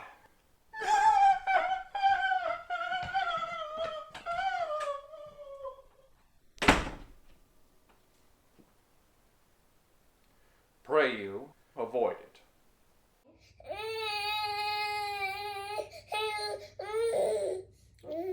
Be not too tame neither, but let your own discretion be your tutor. Suit the action to the word to the action, with this special or step not the modesty of nature. For anything so o'erdone is from the purpose of playing, whose end, both at the first and now, was and is, to hold us toward the mirror up to nature, to show virtue her own feature, to scorn her own image, and the very age and body of the time his form and pressure. Now, this overdone, or come tardy off, though it make the unskillful laugh, cannot but make the judicious grieve. The censure of the which one must in your allowance, o'erweigh a whole theatre of others. Ugh. There be players who I have seen play and heard others praise, and that highly, not to speak it profanely. That, neither having the accent of Christians, nor the gait of Christian pagan, nor man, have so strutted and bellowed that I had thought some of nature's journeymen had made men, and not made them well, they imitated humanity so abominably. I hope we have reformed that indifferently with us, sir. Oh, reform it altogether, and let those that play your clowns speak no more than is set down for them, for there be of them that will then themselves laugh, to set on some quantity of barren spectators to laugh too, though in the meantime some necessary question of the play be then to be considered. That's villainous, and shows most pitiful ambition in the fool that uses it. Go, make you ready. How now, my lord, will the king hear this piece of work?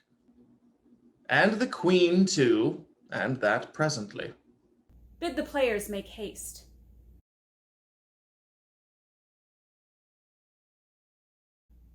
Will you two help to hasten them? Aye, my lord. What ho, Horatio! Here, sweet lord, at your service. Horatio, thou art e'en as just a man as e'er my conversation coped withal. Oh, my dear lord, nay, do not think I flatter.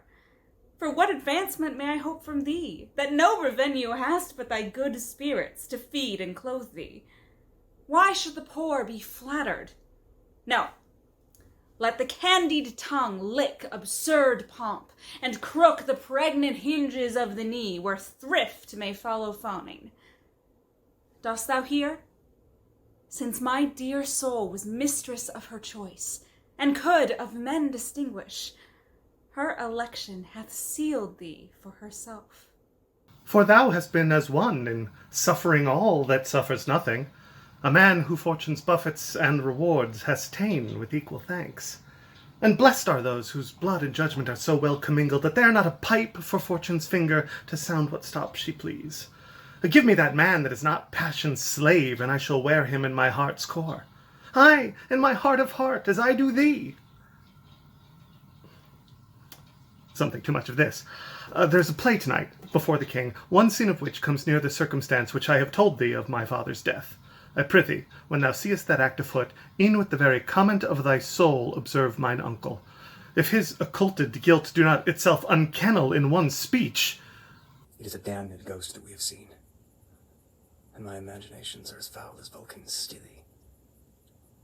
Give him heedful note, for mine eyes will rivet to his face, and after we will both join our judgments in censure of his seeming. Very well, my lord. If you steal all the while this play is playing and escape detecting, I will pay the theft. They're coming to the play. I must be idle. Get you to a place.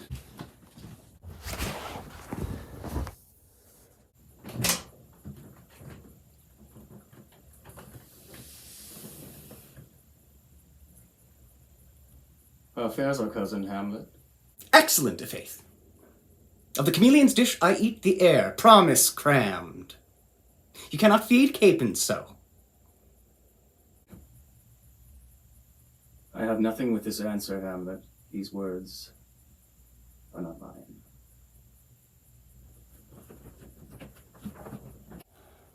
No, nor mine, no.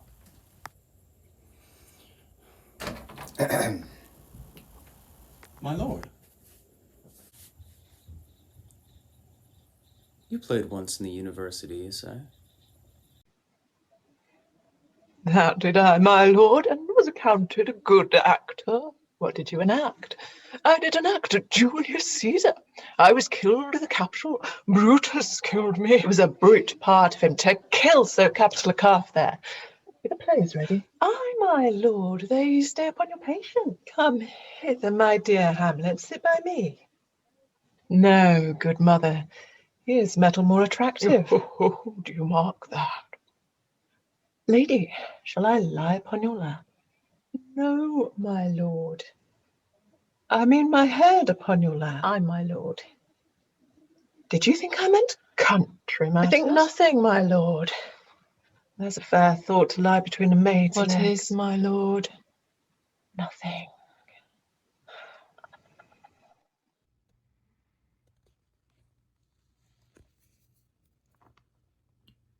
You are merry, my lord. Who, I? I, my lord. Oh God, your only jig-maker, what should a man do but be merry? For look you, how cheerily my mother looks, and my father died not these 2 hours. Nay, 'tis twice 2 months, my lord. So long? Why then let the devil wear black, for I'll have a suit of sables. Oh heavens! Died 2 months ago, and not forgotten yet. Then there's hope a great man's memory may outlive his life half a year, but by Our Lady he must build churches then, or else shall he suffer not thinking on for the hobby horse whose epitaph is, for oh, the hobby horse is forgot.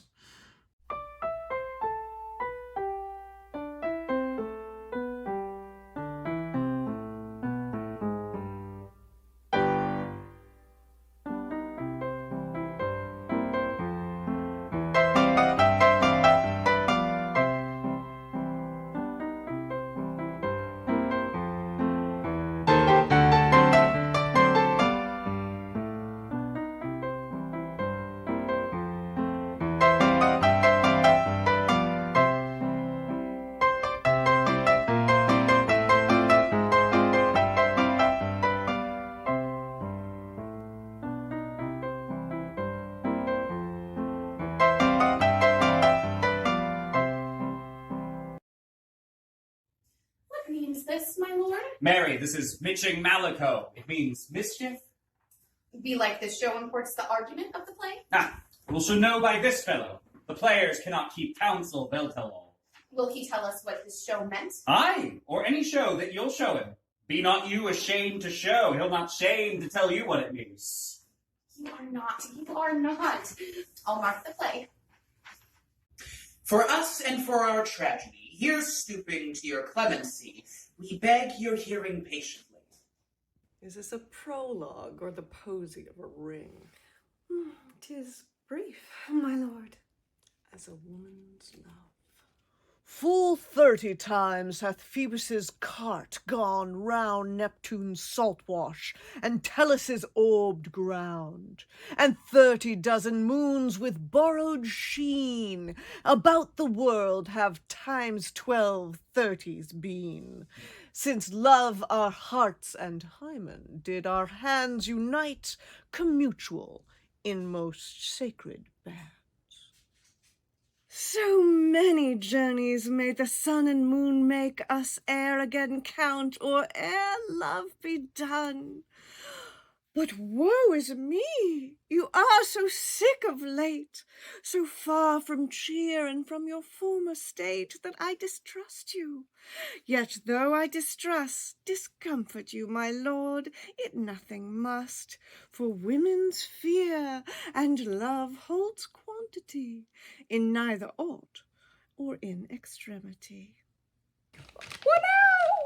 But my love as proof hath made you know, and as my love has seized my fairest soul, where love is great, the littlest debts are fear. Where littlest fear grows great, great love grows here. Faith, I must leave thee, love, and shortly too. My operant powers their function here to do. And thou shalt live in this fair world behind, honored, beloved, and haply one as kind, for husband shalt thou. Oh, confound the rust! Such love must needs be treason in my breast. In second husband let me bear curse. None wed the second, but who killed the first. Wormwood! Wormwood! For instance, that second marriage move, a base respects of thrift, but not of love. A second time I kill my husband dead. When second husband kisses me in bed. I do believe you think what now you speak, but what we do determine off we break. Purpose is but slave to memory, of violent birth but poor validity, which now, like fruit unripe, sticks on the tree, but fall unshaken when they mellow be. Most necessary 'tis that we forget to pay ourselves what to ourselves is debt. What to ourselves in passion we propose, the passion ending doth the purpose lose. The violence of either grief or joy their own enactors with themselves destroy. Where joy most revels, grief doth most lament. Grief joys, joy grieves on slender accident. This world is not for aye, nor 'tis not strange that even our love should with our fortunes change. For 'tis a question left us yet to prove, whether love lead fortune, or else fortune love.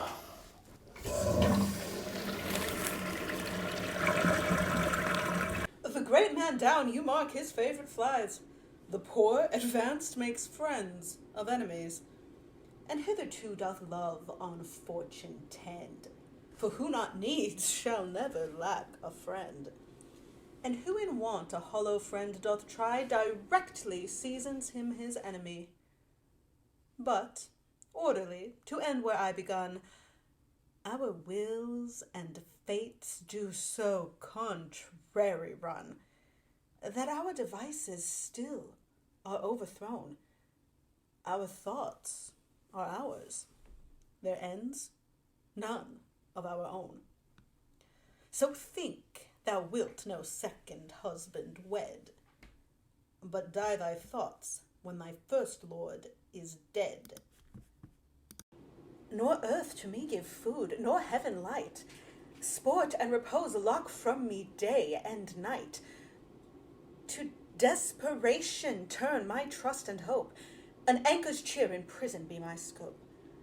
Each opposite that blanks the face of joy meet what I would have well, and it destroy. Both here and hence pursue me lasting strife, if once a widow, ever I be wife. If she should break it now, 'tis deeply sworn. Sweet, leave me here awhile. My spirits grow dull, and fain I would beguile the tedious day with sleep.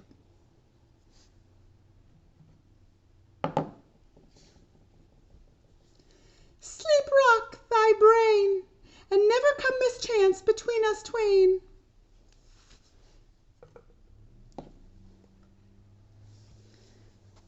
Madame, how you like this play? The lady protests too much, methinks. Oh, but she'll keep her word. Have you heard the argument? Is there no offence in it? No, no, they do but jest, poison in jest, no offence in the word. What do you call the play? The Mousetrap. Merry how? Tropically. This play is the image of a murder done in Vienna. Gonzago is the Duke's name, his wife Baptista. You shall see. Anon. It is a knavish piece of work, but what of that? Your majesty, and we that have free souls, it touches us not. Let the galled jade wince. Our withers are unwrung. This is one Lucianus, nephew to the king. You're as good as a chorus, my lord. I could interpret between you and your love if I could see the puppets dallying. You are keen, my lord. You are keen. It would cost you a groaning to take off my edge.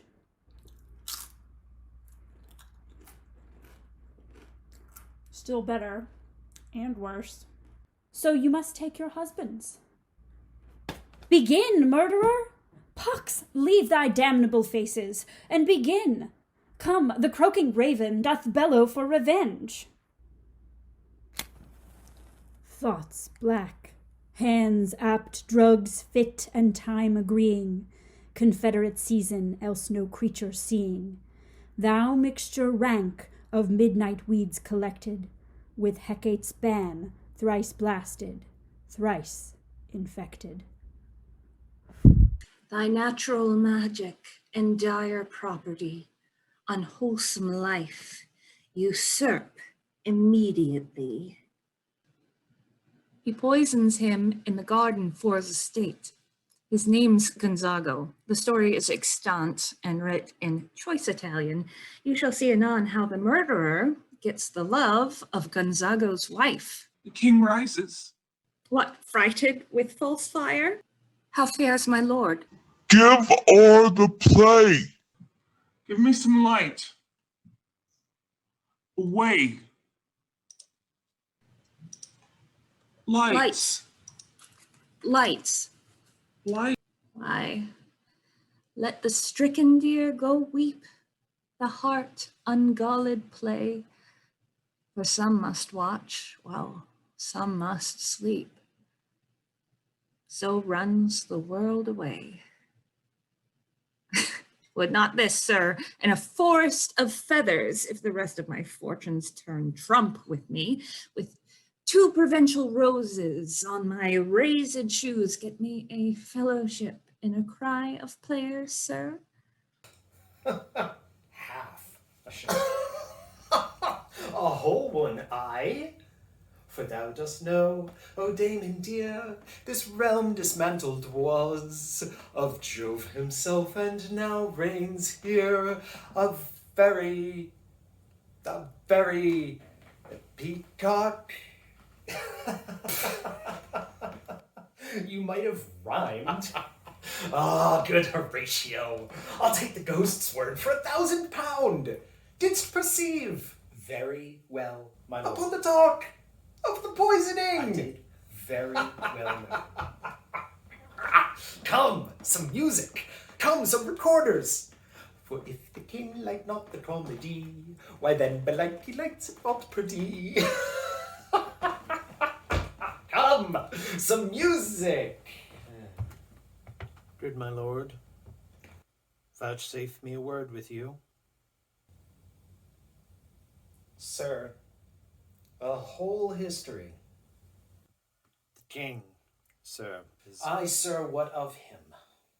Is in his retirement marvelous distempered. With drink, sir? No, my lord, rather with choler.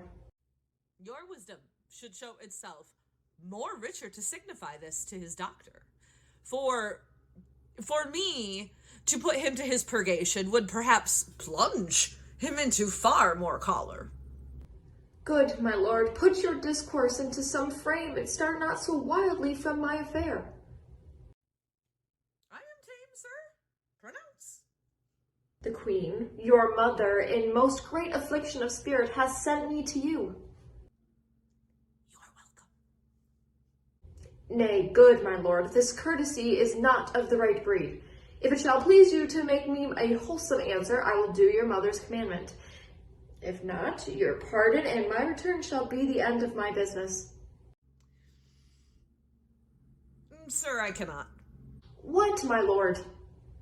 Make you a wholesome answer, my wits diseased. But, sir, such answer as I can make you shall command, or rather, as you say, my mother. Therefore, no more. But to the matter, my mother, you say...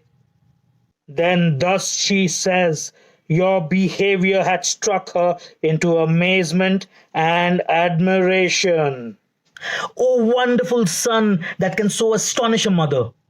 But is there no sequel at the heels of this mother's admiration? Impart.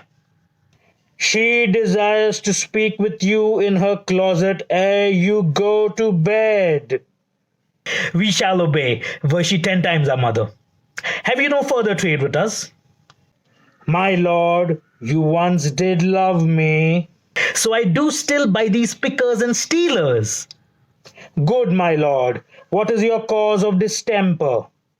You do surely bar the door upon your own liberty if you deny your griefs to your friend. Sir, I lack advancement. How can that be when you have the voice of the king himself for your succession in Denmark? Aye, but sir, while the grass grows... The proverb is something musty. Oh, recorders. Let me see one.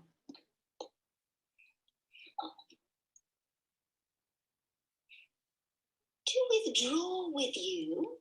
Why'd you go about to recover the wind of me as if you would drive me into a toil? Oh, my lord, if my duty be too bold, my love is too unmannerly. I do not understand that well. Will you play upon this pipe? My lord, I cannot. I pray you. Believe me, I cannot. I do beseech you. I have no touch of it, my lord. 'Tis as easy as lying. Govern these ventages with your fingers and thumb, give it breath with your mouth, and it will discourse most eloquent music. Look you, here are the stops. But I cannot command of any utterance of harmony. I have not the skill. Why, look you now, how unworthy a thing you make of me. You would play upon me. You would seem to know my stops. You would pluck out the heart of my mystery. You would sound me from my lowest note to the top of my compass. And there is much music, excellent voice in this little organ. Yet cannot you make it speak? Splud, do you think I am easier to be played on than a pipe? Call me what instrument you will. Though you can fret me, yet you cannot play upon me. God bless you, sir. My lord, the queen would speak with you, and presently. Do you see yonder cloud that's almost in the shape of a camel? By the mass, and 'tis like a camel indeed. He thinks it is like a weasel. Oh, it is act like a weasel. Or like a whale. Very like a whale. Then I will come to my mother by and by. They fool me to the top of my bent. I will come by and by. I will say so. By and by is easily said. Leave me, friends.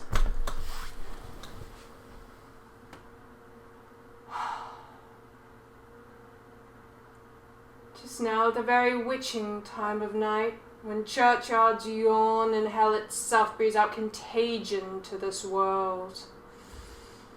Now could I drink hot blood and do such bitter business as the day would quake to look on. Soft, now to my mother. O heart, lose not thy nature. Let not ever the soul of Nero enter this firm bosom. Let me be cruel, not unnatural. I will speak daggers to her, but use none. My tongue and soul in this be hypocrites. How, in my words, soever she be shent, to give them seals, never my soul consent.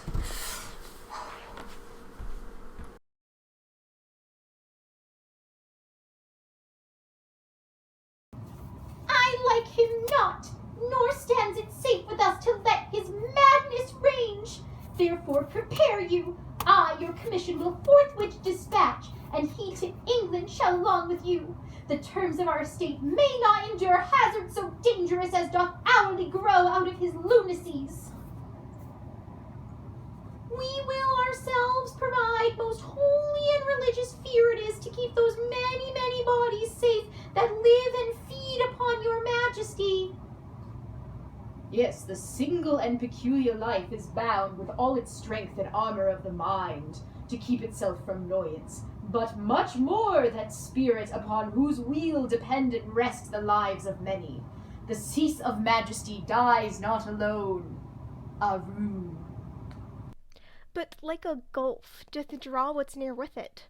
It is a massy wheel, fixed on the summit of the highest mount, to whose huge spokes 10,000 lesser things are morticed and adjoined, which, when it falls, each small annexment, petty consequence, attends the boisterous ruin. Never alone did the king sigh, but with a general groan. Arm you, I pray you, to this speedy voyage, for we will fetters put upon this fear which now goes too free-footed. We will haste us.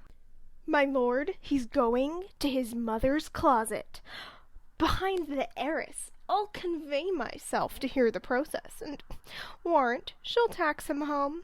And, as you said, and wisely was it said, 'tis meet that some more audience than a mother, since nature makes them partial, should o'erhear the speech of vantage. Fare you well, my liege. I'll call upon you ere you go to bed, and tell you what I know. Thanks, dear my lord.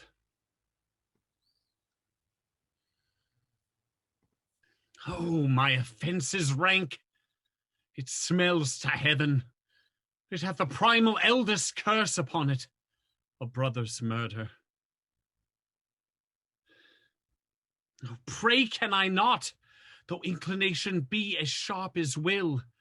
My stronger guilt defeats my strong intent, and like a man to double business bound, I stand in pause where I shall first begin, and both neglect. What if this cursed hand were thicker than itself with brother's blood? Is there not rain enough in the sweet heavens to wash it white as snow? Whereto serves mercy but to confront the visage of offence? And what's in prayer but this twofold force, to be forestalled ere we come to fall? Or pardoned, being down. Then I'll look up. My fault is past. But oh, what form of prayer can serve my turn? Forgive me my foul murder. That cannot be, since I am possessed of those effects for which I did the murder. My crown, mine own ambition, and my queen. May one be pardoned and retain the offense?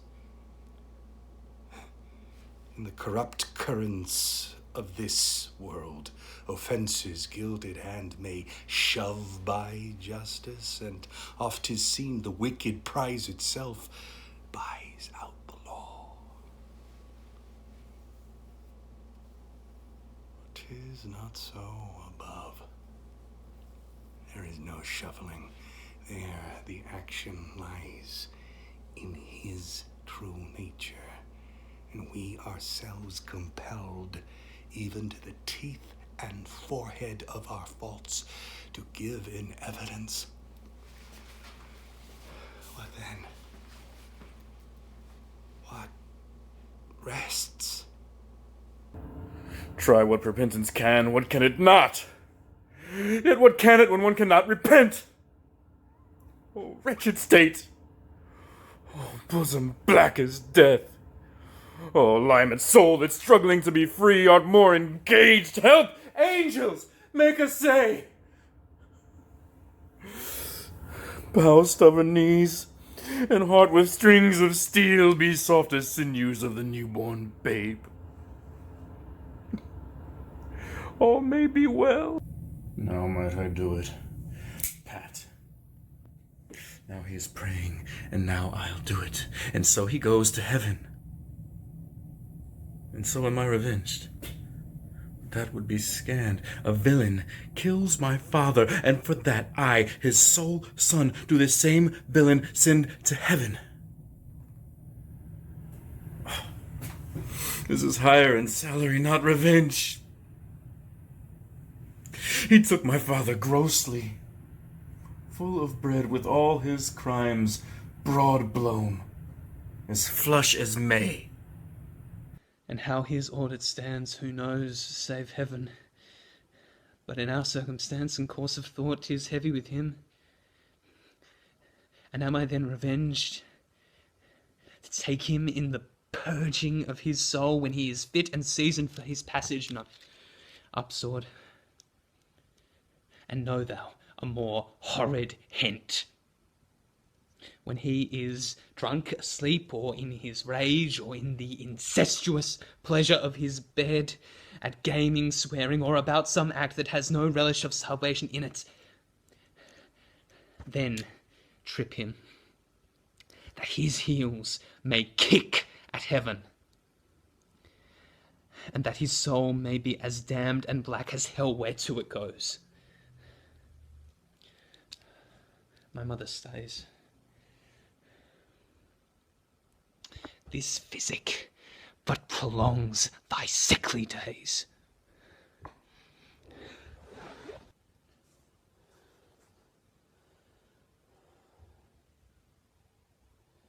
My words fly up, my thoughts remain below.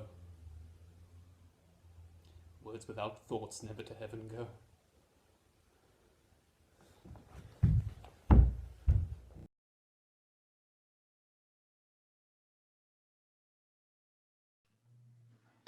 He will come straight. Look you lay home to him. Tell him his pranks have been too broad to bear with, and that your grace hath screened and stood between much heat in him. I'll sconce me even here. Pray you, be round with him. Mother? Mother? Mother! I'll warrant you, fear me not. Withdraw, I hear him coming. Now, mother, what's the matter? Hamlet, thou hast thy father much offended. Mother, you have my father much offended. Come, you answer with an idle tongue. Go, go, you question with a wicked tongue.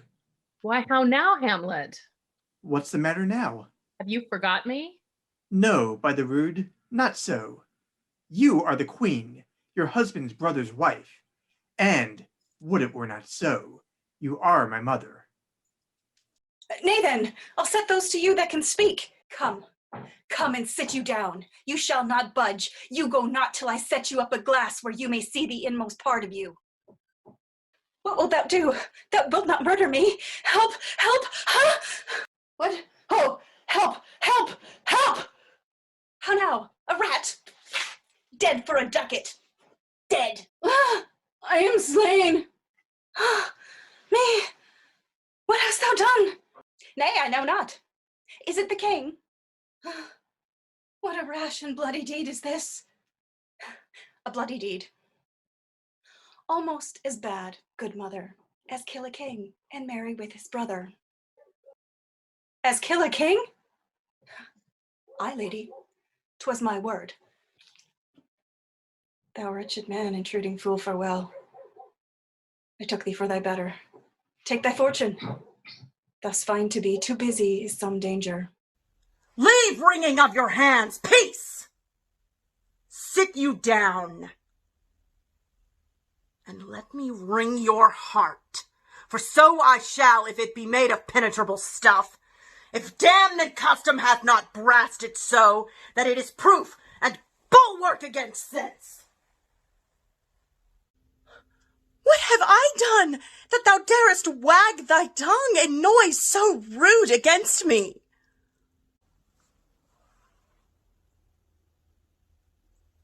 Such an act that blurs the grace and blush of modesty, calls virtue hypocrite, takes off the rose from the fair forehead of an innocent love, and sets a blister there. Makes marriage vows as false as dicers' oaths. Such a deed as from the body of contraction plucks the very soul, and sweet religion makes a rhapsody of words. Heaven's face doth glow. Yea, this solidity and compound mass, with tristful visage, as against the doom, is thought-sick at the act. I mean, what act that roars so loud and thunders in the index? Look here, upon this picture and on this, the counterfeit presentment of two brothers. See what a grace is seated on this brow, Hyperion's curls, the front of Jove himself.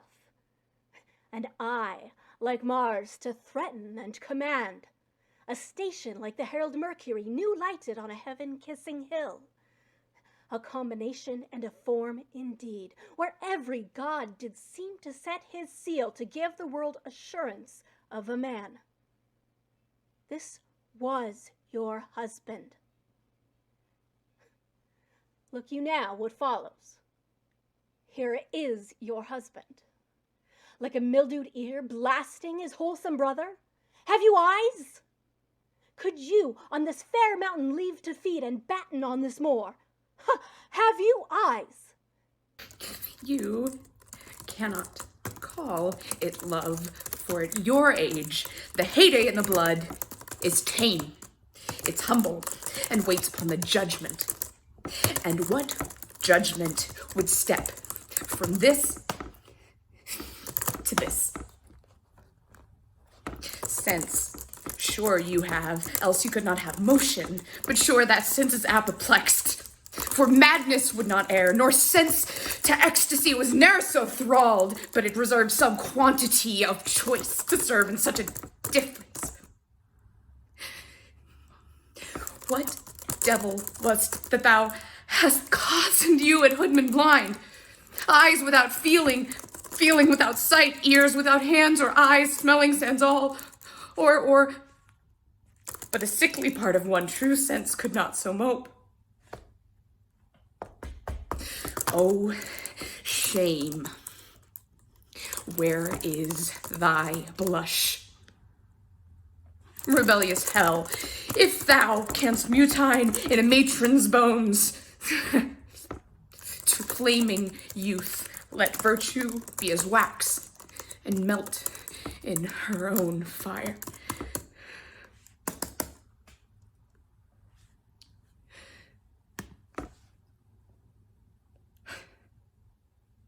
Proclaim no shame when the compulsive ardor gives the charge, since frost itself as actively doth burn, and reason panders will.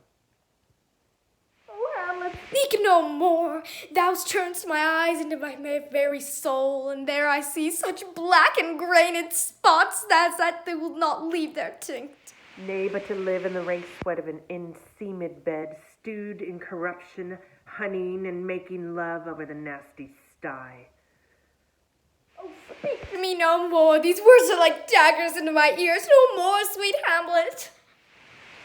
A murderer and a villain, a slave that is not 20th part the tithe of your precedent lord, a vice of kings, a cutpurse of the empire, and the rule that from a shelf the precious diadem stole and put it in his pocket. A king of shreds and no patches. more. Save me. Hover o'er me with your wings, O heavenly guards. What would your gracious figure? Alas, do you not come your tardy son to chide that lapsed in time and passion lets go by the important acting of your dread command? Oh, say, do not forget this visitation is but to whet thy almost blunted purpose. But look, amazement on thy mother sits. Oh, step between her and her fighting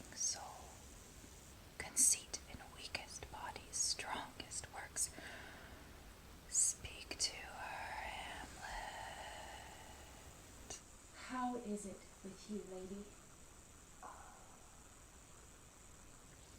Alas, how is't with you, that you do bend your eye on vacancy, and with the incorporeal air do hold discourse? Forth at your eyes your spirits wildly peep, and, as the sleeping soldiers in the alarm, your bedded hair, like life in excrement, starts up and stands on end.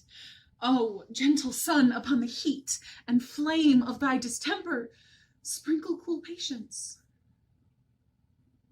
Whereon do you look? On him, on him! Look you how pale he glares, his form and cause conjoined, preaching the stones would make them capable. Do not look upon me, lest with this piteous action you convert my stern effects. Then what I have to do will want true color. Tears, perchance for blood. To whom do you speak this? Do you see nothing there? Nothing at all, yet all that is I see. Nor did you nothing hear? No, nothing but ourselves. Why, look you there, how it steals away! My father in his habit as he lived. Look where he goes even now, out at the portal. This is the very coinage of your brain. This bottle is creation ecstasy's very cunning in. Ecstasy! My pulse as yours doth temperately keep time, and makes a healthful music. It is not madness I have uttered. Bring me to the test, and I the matter will reword which madness would gamble from.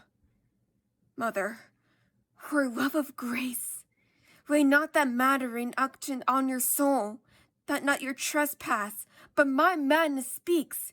It will but skin and film the ulcerous place, whilst rank corruption, mining all within infects unseen. Confess yourself to heaven. Repent what's past. Avoid what is to come. And do not spread the compost on the weeds to make them ranker. Forgive me this, my virtue, for in the fatness of these pursy times, virtue itself of vice must pardon beg, yea, curb and woo for leave to do him good. Oh, Hamlet, thou hast cleft my heart in twain.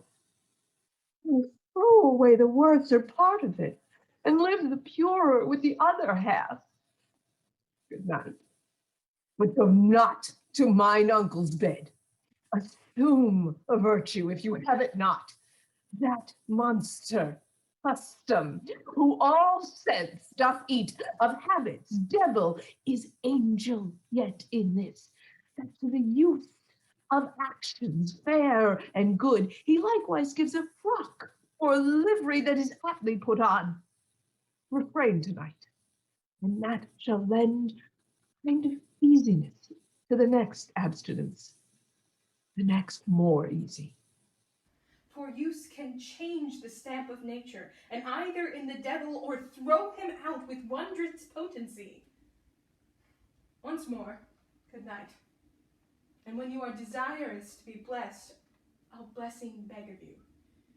For this same Lord I do repent, but heaven hath pleased it so to punish me with this, and this with me, that I must be their scourge and minister. I will bestow him, and will answer well for the death I gave him. So again, good night. I must be cruel, only to be kind. Thus bad begins, and worse remains behind. One word more, good lady. What shall I do?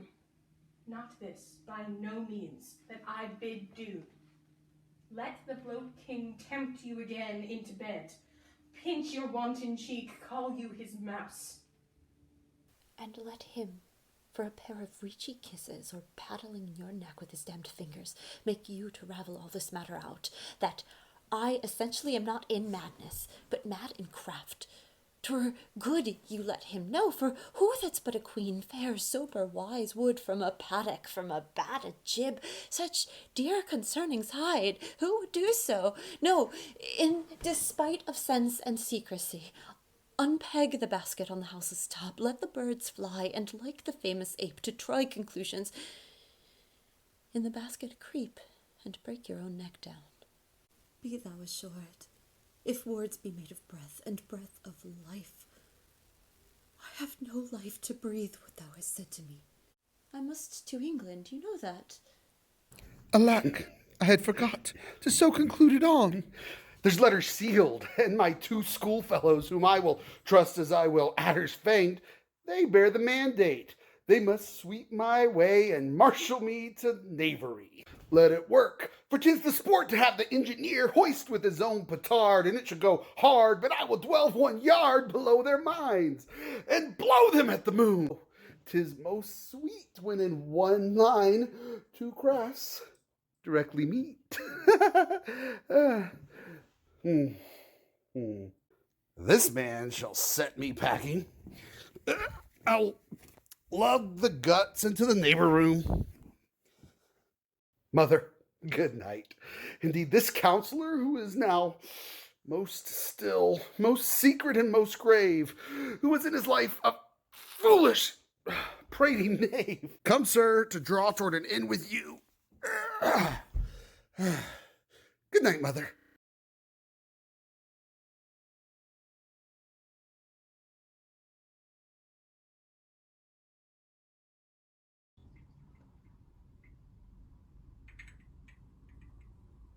There is matter in these sighs, these profound hues.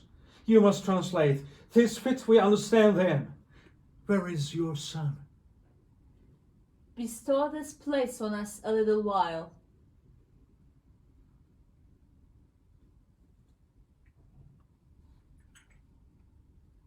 Oh, my good lord, what have I seen tonight? What, Gertrude? How does Hamlet? Mad as the sea and wind when both contend which is the mightier. In his lawless fit, behind a arras hearing something stir, he whips his rapier out and cries, "A rat! A rat!"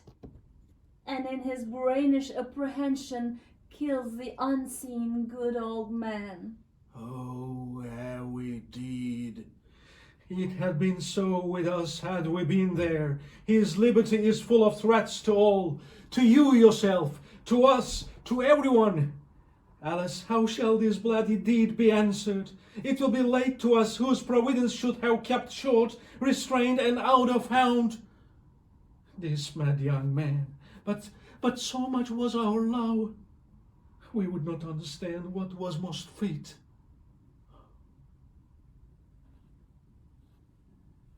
But, like the owner of a foul disease, to keep it from divulging, let it feed even on the pith of life. Where is he gone? To draw apart the body he hath killed, or whom his very madness, like some ore among a mineral of metal's base, show itself pure. He weeps for what is done. Gertrude, come away. The sun no sooner shall the mountains touch, but we will ship him hence. And this vile deed we must, with all our majesty and skill, both countenance and excuse. Ho, Guildenstern! Friends both, go join you with some further aid. Hamlet in madness hath Polonius slain, and from his mother's closet hath he dragged him. Go seek him out, speak fair, and bring the body into the chapel. I pray you, haste in this. Come, Gertrude, we'll call up our wisest friends, and let them know both what we mean to do and what's untimely done. Oh, come away. My soul is full of discord and dismay.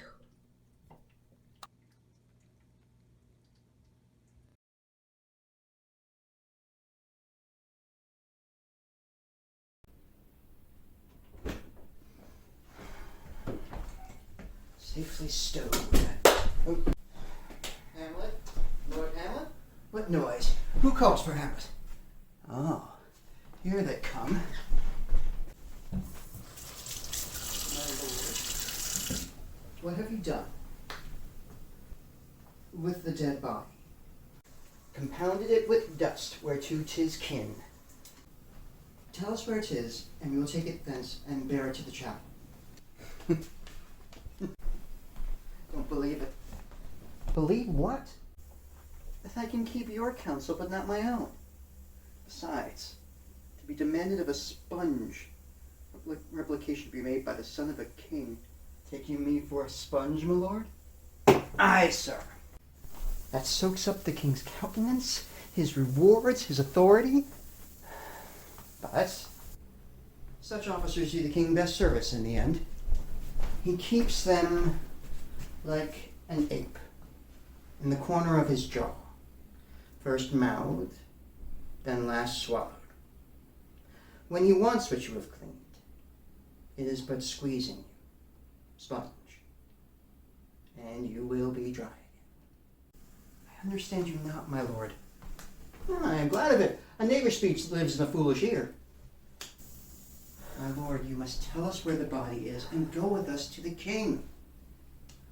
The body is with the king, but the king is not with the body. The king is a thing. A thing, my lord. Of nothing. Bring me to him. Hi, fox and all after.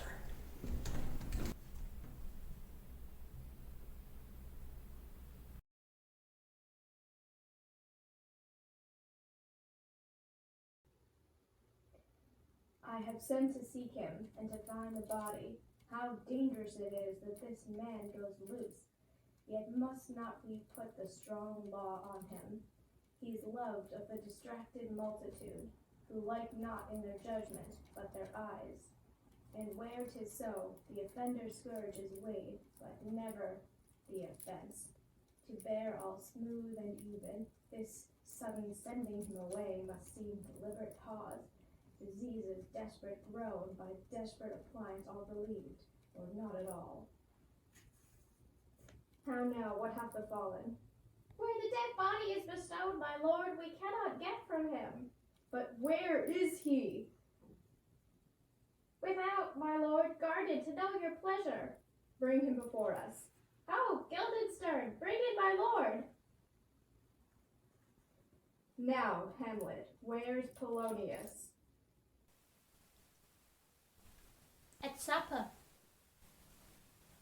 At supper? Where? Not where he eats, but where he is eaten. A convocation of politic worms are in at him. Your worm is your only emperor for diet. We fed all creatures else to fed us, and we fed ourselves for maggots.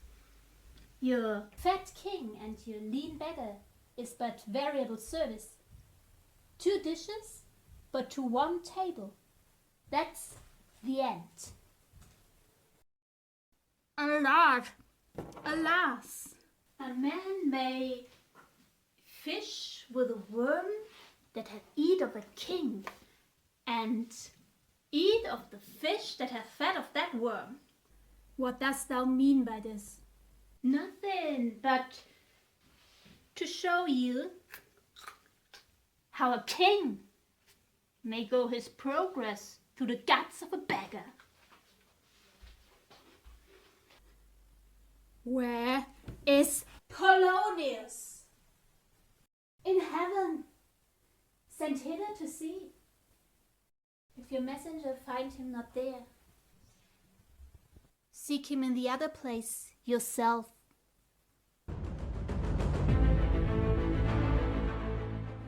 But indeed, if you find him not within this month, you shall notice him as you go up the stairs into the lobby. Go seek him there. He will stay till you come. Hamlet, this deed for thine especial safety, which we do tender as we dearly grieve for that which thou hast done, must send thee hence with fiery quickness. Therefore prepare thyself. The bark is ready and the wind at help, the associates tend, and everything is bent for England. For England. Aye, Hamlet. Good. So is it if thou knewest our purposes. I see a cherub that sees them. But come, for England. Farewell, dear mother. Thy loving father, Hamlet. My mother, Father and mother as man and wife is one flesh, and so my mother. Come, for England. Follow him at foot. Tempt him with speed aboard, delay it not. I'll have him hence tonight. Away, for everything is sealed and done that else leans on the affair. Pray you make haste. And England, if my love thou hold'st at aught, as my great power thereof may give thee sense, since yet thy cicatrice looks raw and red after the Danish sword, and thy free awe pays homage to us, thou mayst not coldly set our sovereign process, which imports at full, by letters congruing to that effect that present death of Hamlet. Do it, England, for like the hectic in my blood he rages, and thou must cure me till I know 'tis done. However my haps, my joys were ne'er begun.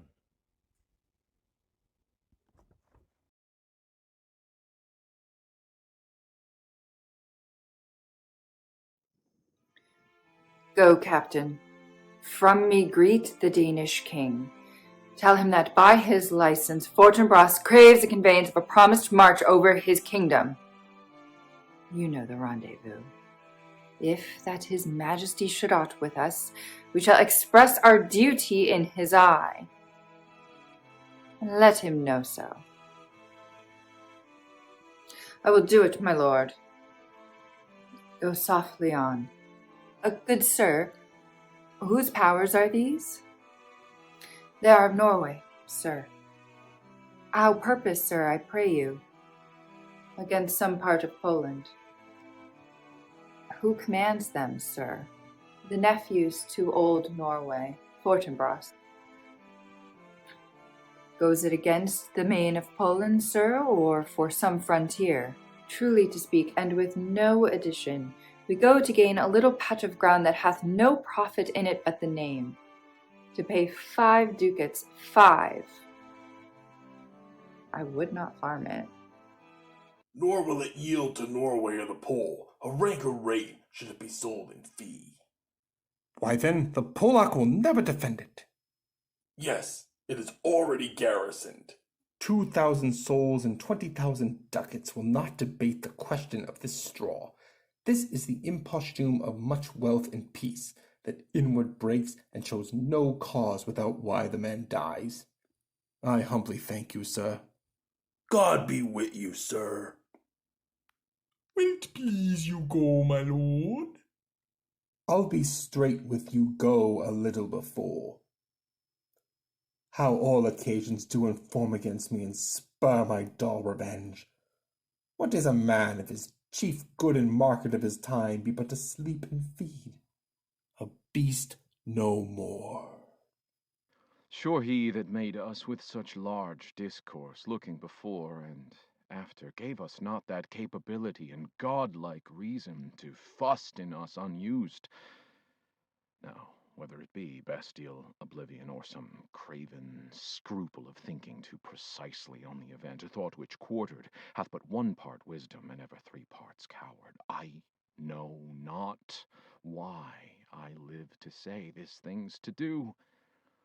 Sith I have cause and will, and strength and means to do it. Examples gross as earth exhort me. Witness this army of such mass and charge, led by a delicate and tender prince, whose spirit with divine ambition puffed makes mouths at the invisible event. Exposing what is mortal and unsure, to all that fortune, death, and danger dare, even for an eggshell. Rightly to be great is not to stir without great argument, but greatly to find quarrel in a straw when honour's at the stake.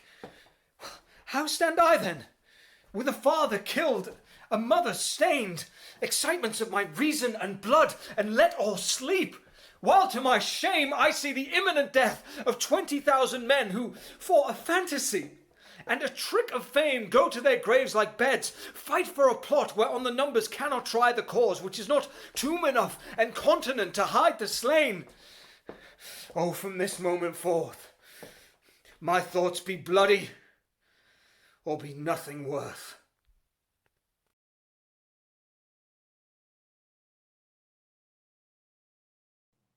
I will not speak with her. She is importunate, indeed distract, her mood will needs be pitied. What would she have?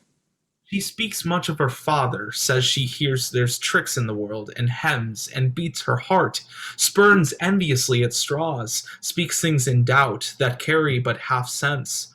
Her speech is nothing, yet the unshaped use of it doth move the hearers to collection.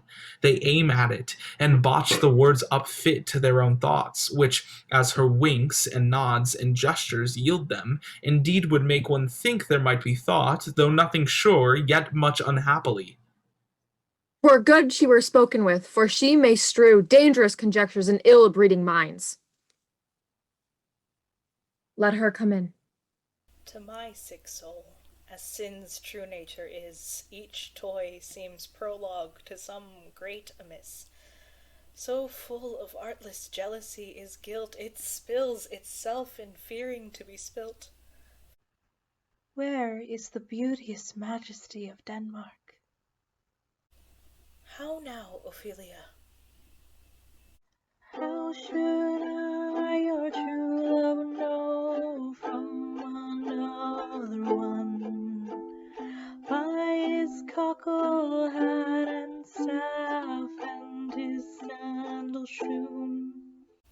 Alas, sweet lady, what imports this song? Say you, nay, pray you, mark. He is dead and gone, lady, he's dead and gone. At his head a grass-green turf, at his heels a stone. Nay, but Ophelia. Pray you, Mark. White as shroud as the mountain snow, Alas, loaded with look sweet here, my lord. flowers, which bewept to the grave did go with true love showers. How do you, pretty lady? Will God yield you? They say the owl was a baker's daughter. Lord, we know what we are, but we know not what we may be. God be at your table. Concede upon her father. Pray you, let's have no words of this. But when they ask you what it means, say you this. Tomorrow is St. Valentine's Day. All in the morning betime, and I am made at your window to be your Valentine. Then up he rose, and donned his clothes, and upped the chamber door, let in the maid, that out a maid never departed more. Pretty Ophelia. Indeed, law, without an oath, I'll make an end on it. By Gis and by Saint Charity, alack and fie for shame. Young men will do it, if they come to it. By cock, they are to blame. Quoth she, before you tumbled me, you promised me to wed, so would I had done by yonder sun, and thou hadst not come to my bed. How long hath she been thus? I hope all will be well. We must be patient. But I cannot choose but weep. To think they should lay him in the cold ground. My brother shall know of it, and so I thank you for your good counsel. Come, my coach. Good night, ladies. Good night, sweet ladies. Good night. Good night. Follow her close. Give her good watch, I pray you. No, this is the poison of deep grief. It springs all from her father's death. Oh, Gertrude, Gertrude, when sorrows come, they come not single spies, but in battalions. First her father slain, next your son gone, and he most violent author of his own just remove. The people muddied, thick and unwholesome in their thoughts and whispers for good Polonius's death, and we have done but greenly in hugger-mugger to inter him. Poor Ophelia, divided from herself and her fair judgment, without the which we are pictures or mere beasts. Last, and as much containing as all these, her brother is in secret come from France, feeds on his wonder, keeps himself in clouds, and wants not buzzers to infect his ears with pestilent speeches of his father's death. Where in necessity of matter begged will nothing stick our person to arraign in ear and ear. Oh, my dear Gertrude, this, like to a murdering piece, in many places gives me superfluous death. Alack, what noise be this? Where are my Switzers? Let them guard the door. What is the matter? Save yourself, my lord. The ocean, overpeering of his list, eats not the flats with impetuous haste, and young lighters, in riotous head, obeys your officers. The rabble call him lord. And as the world were not but to begin, antiquity forgot, custom not known, the ratifiers and props of every word, they cry, choose we, Laertes shall be king. Caps, hands, and tongues applaud it to the clouds. Laertes shall be king! Laertes shall be king! How cheerfully on these false trials they cry. This is counter, you false Danish dogs! The doors are broke. Where is this king? Sirs, stand you all without. No, let's come in. I pray you give me leave. We will. I thank you. Keep the door. Oh, thou vile king, give me my father. Calmly, good Laertes. That drop of blood that's calm proclaims me bastard. Cries cuckold to my father, brands the harlot, even here between the chaste unsmirched brow of my true mother. What is thy cause, Laertes, that thy rebellion looks so giant-like? Let him go, Gertrude. Do not fear our person.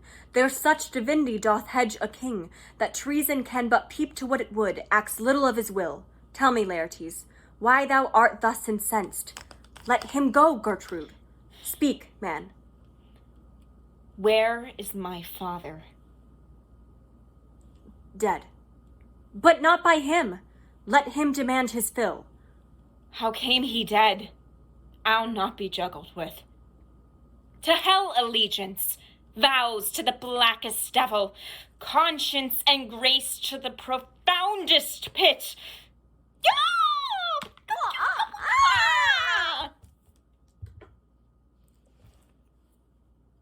I dare damnation. To this point I stand, that both the worlds I give to negligence. Let come what comes, only I'll be revenged most thoroughly for my father. Who will stay you? My will, not all the world. And for my means I'll husband them so well they shall go far with little. Good Laertes, if you desire to know the certainty of your dear father's death, is written in your revenge. That swoop stake you will draw both friend and foe, winner and loser? None but his enemies. Ah, will you know them then? To his good friends, thus wide I'll open my arms, and like the kind life-rendering pelican, repass them with my blood. Why, now you speak like a good child and a true gentleman. That I am guiltless of your father's death, and am most sensible in grief for it, it shall as level to your judgment pierce, as day does to the eye. Come in. How now? What noise is that?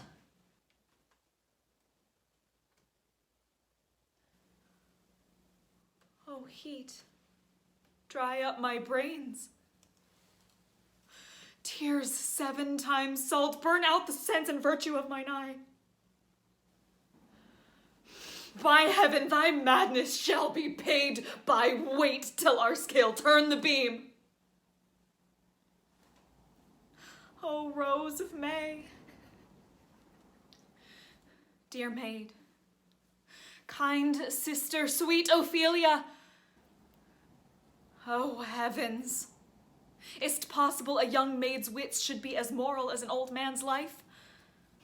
Nature is fine in love, and where 'tis fine, it sends some precious instance of itself after the thing it loves.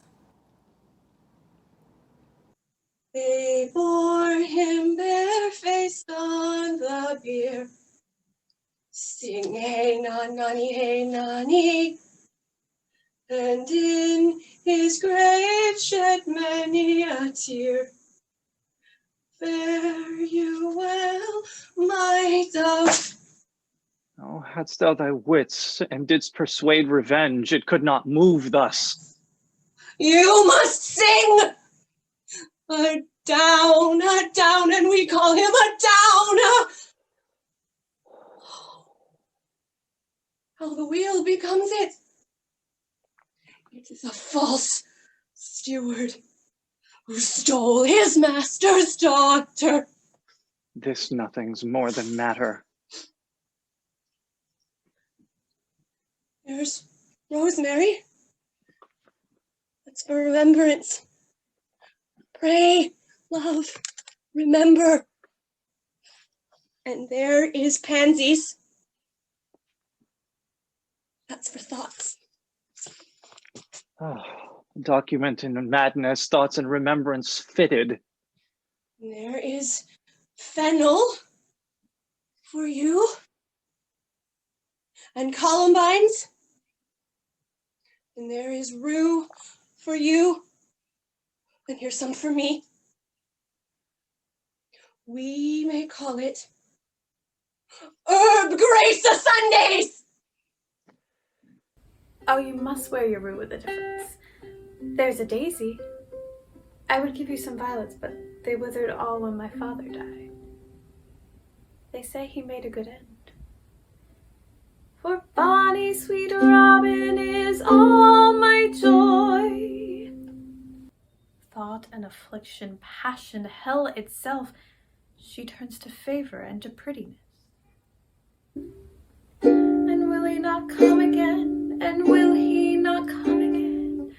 No, no, he's dead. Go to thy deathbed.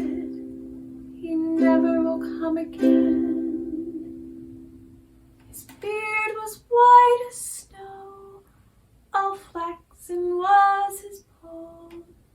He's gone, and we castaway moan.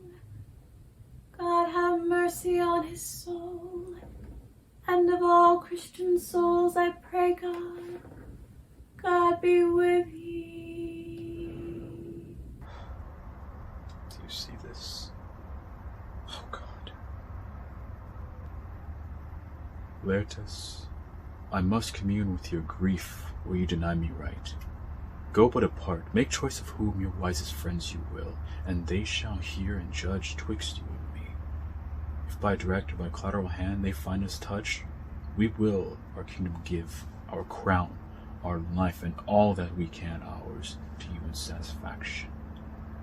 But if not, be you content to lend your patience to us, and we shall jointly labor with your soul to give it due content. Let this be so. This means of death is obscure funeral. No trophy, sword, nor hatchment o'er his bones. No noble rites, nor formal ostentation cried to be heard. As 'twere from heaven to earth. That I must call it in question. So you shall, and where the offense is let the great axe fall, I pray you go with me.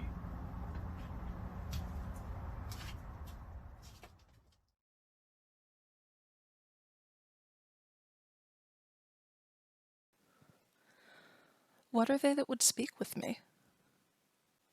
Sailors, sir. They say they have letters for you? Let them come in. I do not know what part of the world I should be greeted, if not from Lord Hamlet. God bless you, sir. Let him bless thee, too? He shall, sir, and please him.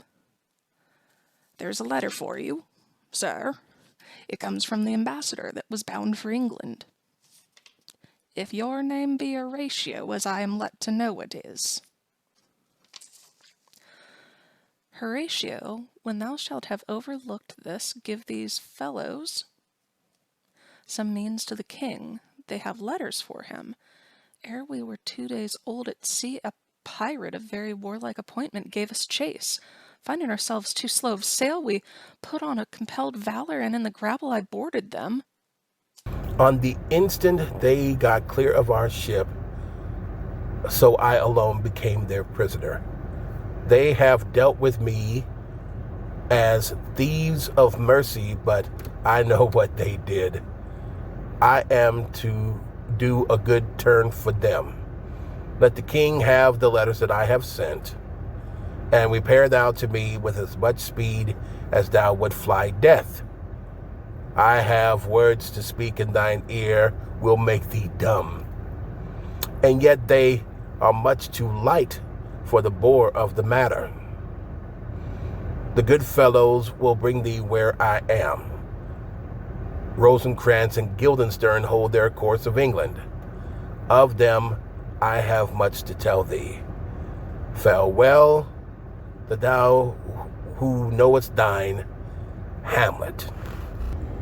Come, I will make you way for these your letters, and doff the speedier, that thou may direct me to him from whom you brought them.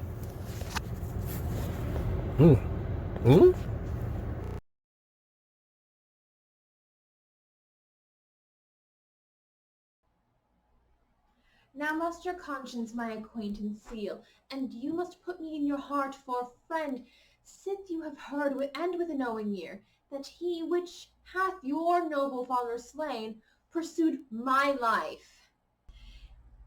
It well appears, but tell me, why you proceeded not against these feats, so crimeful and so capital in nature, as by your safety, wisdom, all things else, you mainly were stirred up. Oh, for two special reasons, which may to you perhaps seem unsinewed, but yet to me they are strong. The queen, his mother, lives almost by his looks, and for myself, my virtue or my plague, be it either which, she's so conjunctive to my life and soul that as the star moves, not but in his sphere, I could not but buy her. The other motive why to a public count I might not go is the great love the general gender bear him, who, dipping all his faults in their affection, would, like the spring that turneth wood to stone, convert his gyves to graces, so that my arrows, too slightly timbered for so loud a wind, would have reverted to my bow again, and not where I had aimed them. And so have I a noble father lost. A sister driven into desperate terms, whose worth, if praises may go back again, stood challenger on mount of all the age for her perfections. But my revenge will come. Break not your sleeps for that. You must not think that we are made of stuff so flat and dull that we can let our beard be shook with danger and think it pastime. You shortly shall hear more. I loved your father, and we love ourself, and that, I hope, will teach you to imagine. How now, what news? Letters, my lord. From Hamlet. This for your majesty, this for the queen. From Hamlet? Who brought them? Sailors, my lord, they say. I saw them not. They were given me by Claudio. He received them of him that brought them. Laertes, you shall hear them. Leave us. High and mighty, you shall know I am set naked on your kingdom. Tomorrow shall I beg leave to see your kingly eyes, when I shall, first asking your pardon thereunto, recount the occasion of my sudden and more strange return. Hamlet. What should this mean? Are all the rest come back, or is it some abuse and no such thing? Know you the hand?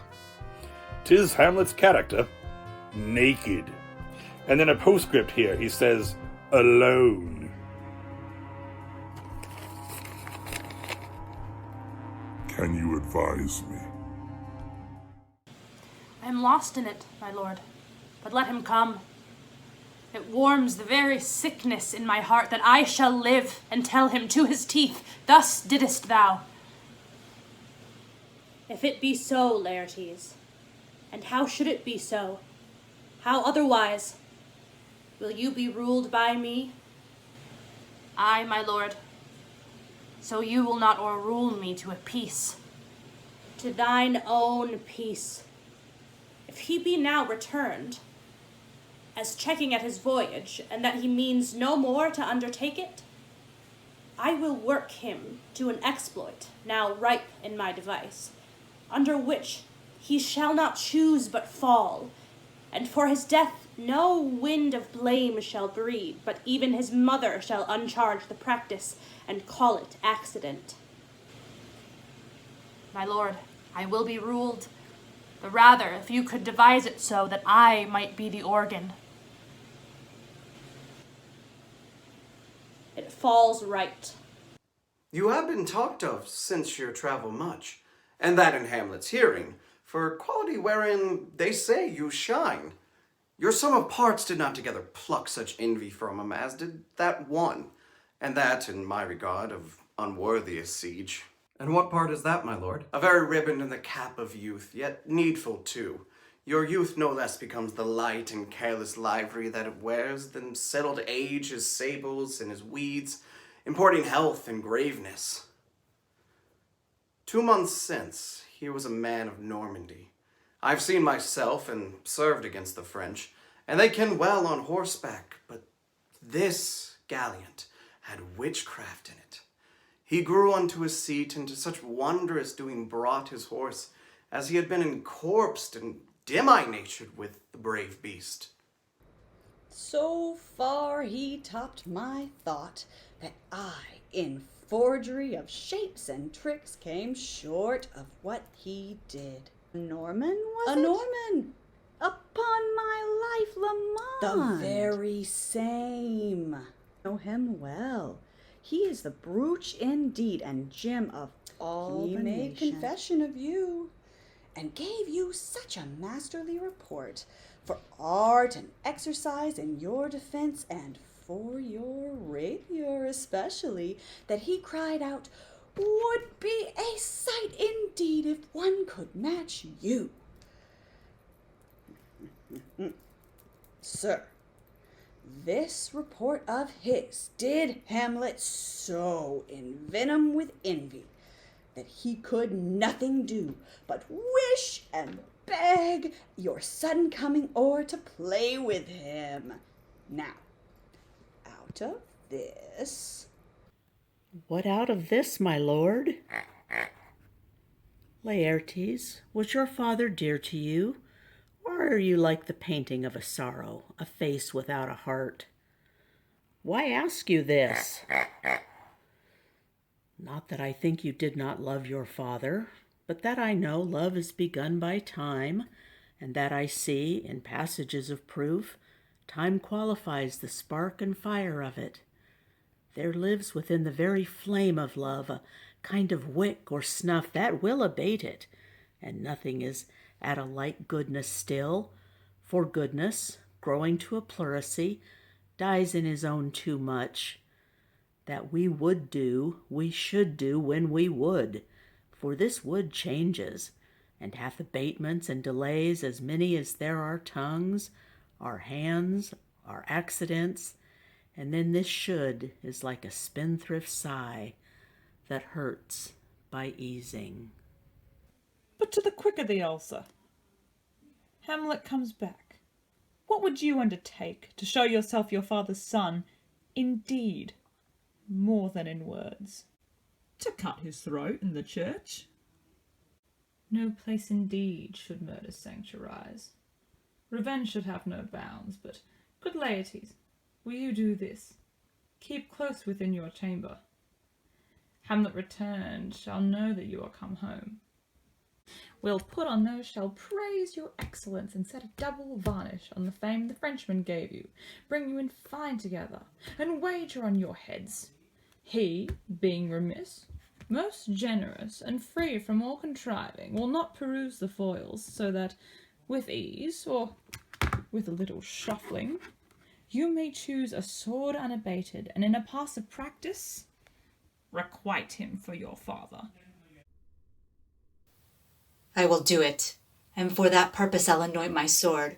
I bought an unction of a mountebank so mortal that but dipped a knife in it, where it draws blood, no cataplasm so rare, collected from all simples that have virtue under the moon, can save the thing from death that is but scratched withal. I'll touch my point with this contagion, that if I gall him slightly it may be death. Let's further think of this, weigh what convenience both of time and means may fit us to our shape. If this should fail, and that our drift look through our bad performance, 'twere better not essayed, therefore this project should have a back or second that might hold, if this should blast in proof. Soft, let me see. We'll make a solemn wager on your cunnings. I have it. When in motion you are hot and dry. As make your bouts more violent to that end, and that he calls for drink, I'll have prepared him a chalice for the nonce, whereon but sipping, if he by chance escaped your venomed stuck, our purpose may hold there. How now, sweet queen? One woe doth tread upon another's heel, so fast they follow. Your sisters drown, Laertes. Drowned? Oh, where? There's a willow, grows aslant a brook, that shows his hoar leaves in the glassy stream.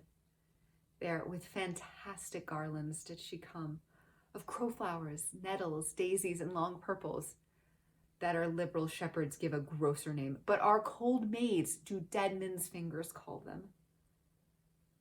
There, on a pendant bough, were coronet weeds clamoring to hang. An envious sliver broke, when down her weedy trophies and herself fell into the weeping brook. Her glow spread wide and mermaid-like, a while they bore her up, which time she chanted snatches of old tunes, as one incapable of her own distress, or like a creature native and endued unto that element.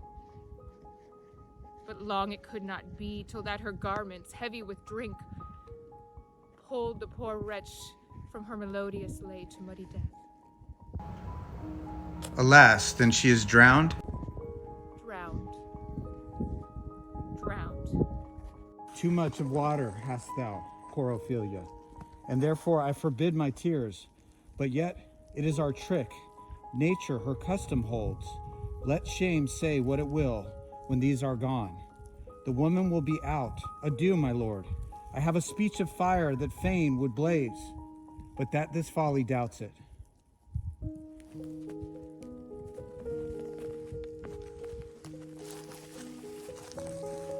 Let's follow, Gertrude. How much I had to do to calm his rage. Now fear, I this will give it start again. Therefore, let's follow.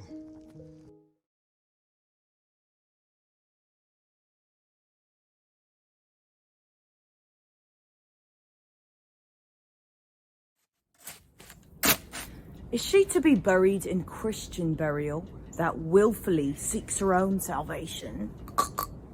I tell thee she is, and therefore make her grave straight. The crowner hath sat on her and finds it Christian burial. How can that be? Unless she drowned herself in self-defense. Why, 'tis found so. It must be. Se offendendo. It cannot be else. Yet, for herein lies the point. If I drown myself wittingly, it argues an act. And an act hath three parts. It is to act, to do, and to perform. Argal, she drowned herself wittingly. Nay, but hear you, good man Delver. Give me leave. Here lies the water. Good. Here stands the man. Good. If the man go to this water and drown himself, it is will he, nil he goes. Mark you that. But if the water go to the man and drown him, he drowns not himself. Argal, he that is not guilty of his own death shortens not his own life. But is this law? Aye, marry, is't Crowner's quest law. Well, you had the truth on it. If this had not been a gentlewoman, she should have been buried out of Christian burial. Why, there thou sayest. The more the pity that great folk should have countenance in this world to drown or hang themselves more than you're even Christian. Come, my spade. There is no ancient gentlemen but gardeners, ditchers, and grave diggers hold up Adam's profession. Also, gentlemen? He was the first that ever wore arms. Why, he had none. What? Art a heathen? How dost thou understand the scripture? The scripture says, Adam digged. Could he dig without arms? I'll put another question to thee. If thou answerest me not to the purpose, confess thyself. Go to. What is he that builds stronger than either the mason, the shipwright, or the carpenter? Ah, the gallows maker. For that frame outlives 1,000 tenants. I like thy wit well. In good faith, the gallows does well, but how does it do well? It does well to those that do it. Now thou dost ill to say the gallows is built stronger than the church. Ogle, the gallows may do for thee.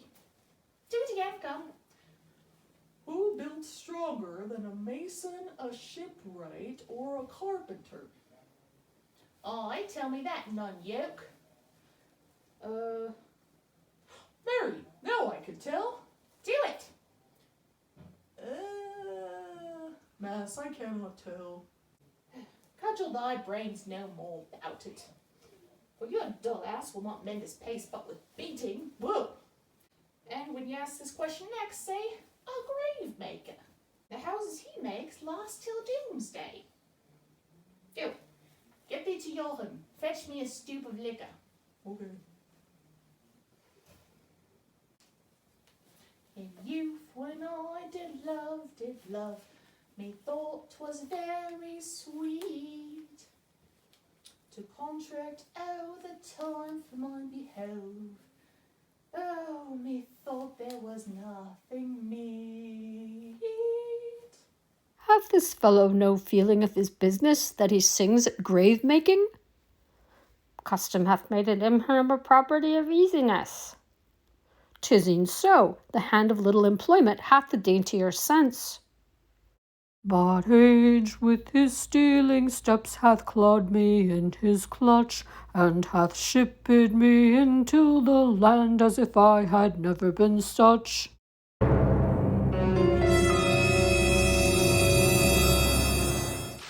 This skull had a tongue in it, and could sing once, how the knave jells it to the ground as if it were Cain's jawbone that did the first murder. It might be the pate of a politician which this ass now o'erreaches, one that would circumvent God, might it not? It might, my lord. Or of a courtier which could say, Good morrow, sweet lord, how dost thou, good lord? This might be my lord such a one that praised my lord such a one's horse when he meant to beg it, might it not? Aye, my lord. Why, e'en so. And now my lady worms, chapless and knocked about the mazzard with a sexton's spade. Here's fine revolution, and we had the trick to see it. Did these bones cost no more the breeding but to play at loggets with them? Mine ache to think on it. A pickaxe and a spade, and a shrouding sheet. Oh, a pit of clay for to be made, for such a guest is meet.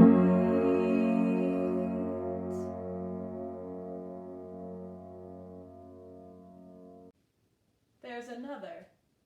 Why, may not that be the skull of a lawyer? Where be his quiddities now, his quillets, his cases, his tenures, and his tricks?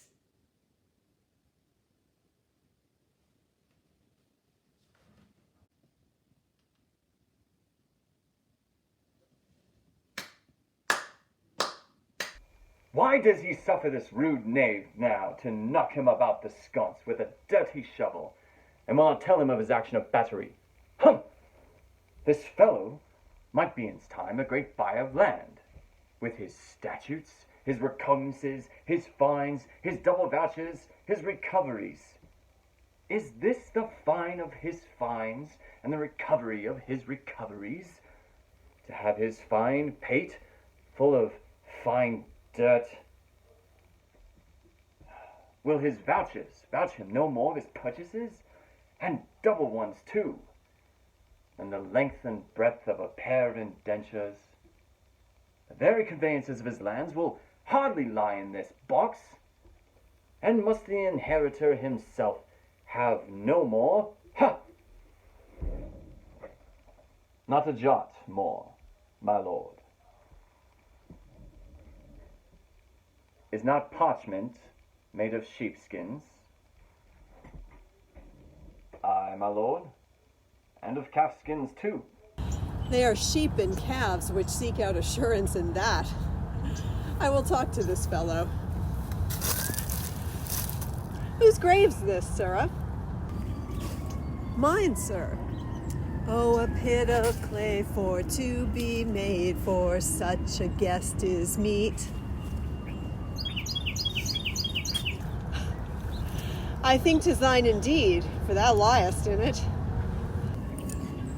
You lie out on it, sir, therefore 'tis not yours. For my part, I do not lie in it, yet it is mine. Thou dost lie in it, to be in it and say 'tis thine. 'Tis for the dead, not for the quick, therefore thou liest. 'Tis a quick lie, sir, 'twill away again from me to you. What man dost thou dig it for? For no man, sir. What woman, then?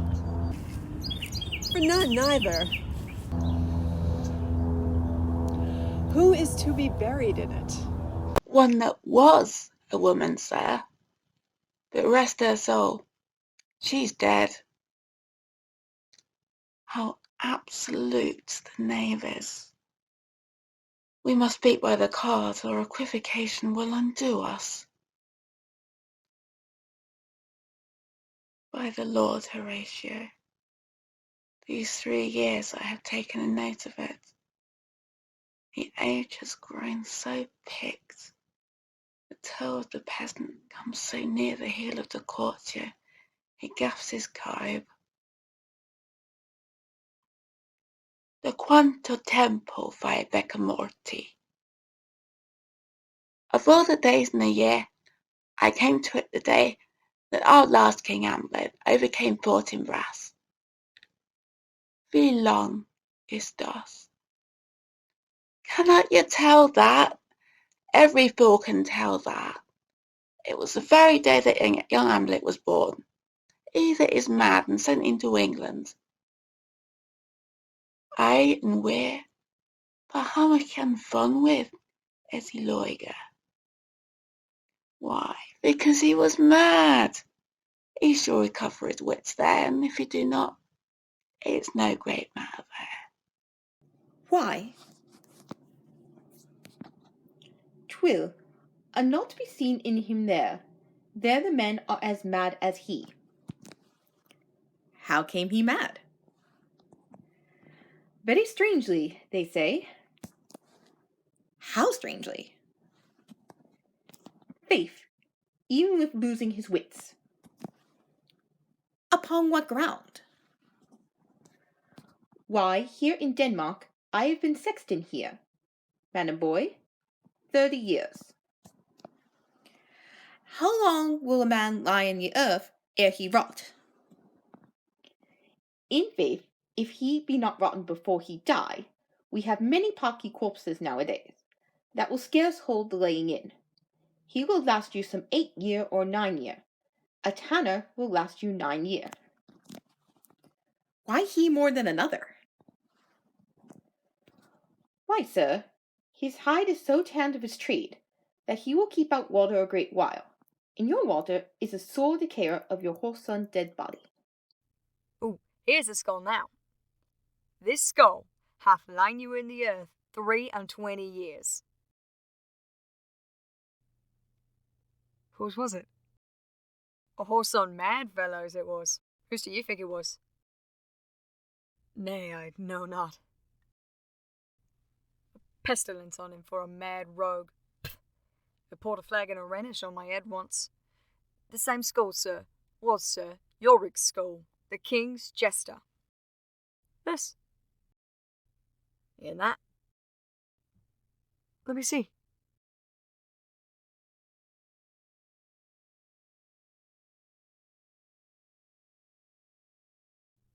Alas, poor Yorick. I knew him, Horatio, a fellow of infinite jest, of most excellent fancy. He hath borne me on his back 1,000 times, and now how abhorred in my imagination it is. My gorge rims at it. Here hung those lips that I have kissed I know not how oft. Where be your jibes now, your gambols, your songs, your flashes of merriment that were wont to set the table a-roar? Not one now to mock your own grinning? Quite chapfallen? Now, get you to my lady's chamber and tell her, let her paint an inch thick, to this favour she must come. Make her laugh at that.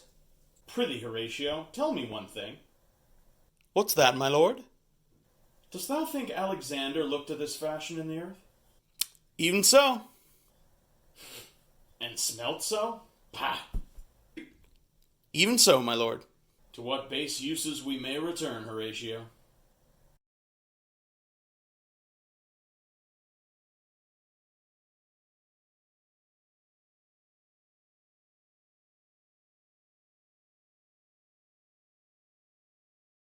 Why may not imagination trace the noble dust of Alexander till he find it stopping a bunghole? 'Twere to consider too curiously to consider so. No, faith, not a jot, but to follow him thither, with modesty enough, and likelihood to lead it. As thus: Alexander died, Alexander was buried, Alexander returneth into dust. The dust is earth, of earth we make loam. And why of that loam, whereto he was converted, might they not stop a beer barrel? Imperious Caesar, dead and turned to clay, might stop a hole to keep the wind away. Oh, that that earth, which kept the world in awe, should patch a wall to expel the winter flaw. But soft, aside, here comes the king.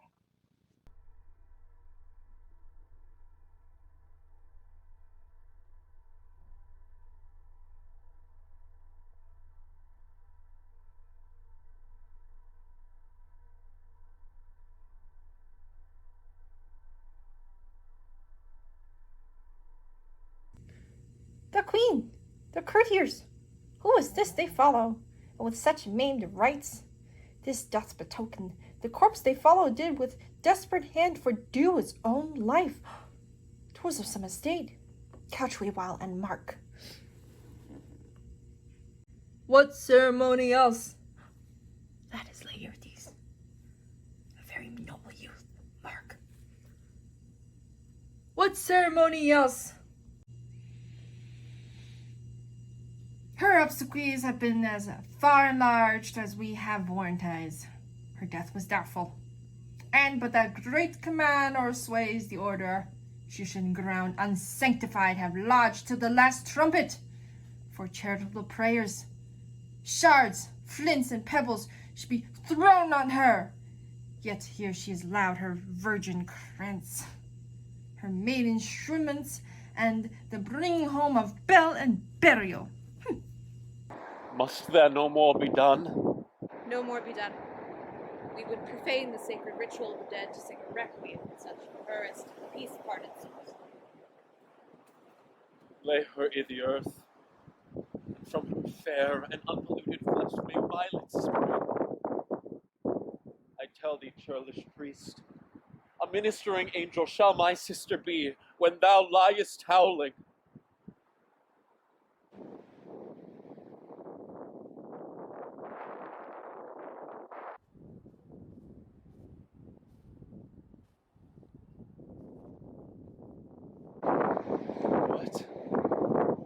Fair Ophelia? Sweet.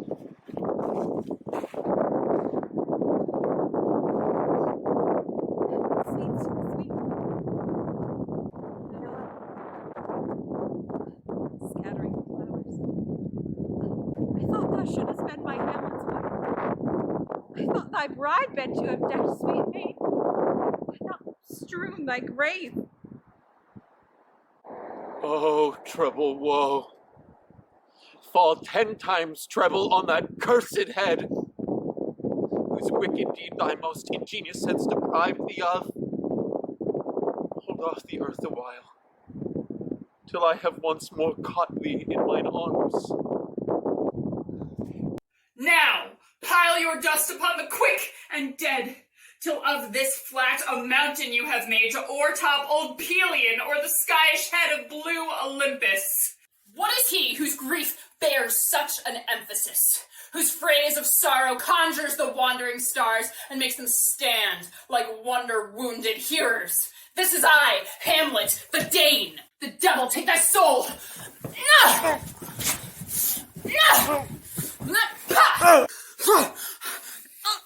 Thou prayest not well. I prithee take thy fingers from my throat. For though I am not splenitive and rash, yet have I something in me dangerous, which let thy wiseness fear. Hold up thy hand! Pluck them asunder. Hamlet! Hamlet! Gentlemen! Good, my lord, be quiet. Why, I will fight with him upon this theme until my eyelids no longer wag. Oh, my son, what theme? I loved Ophelia.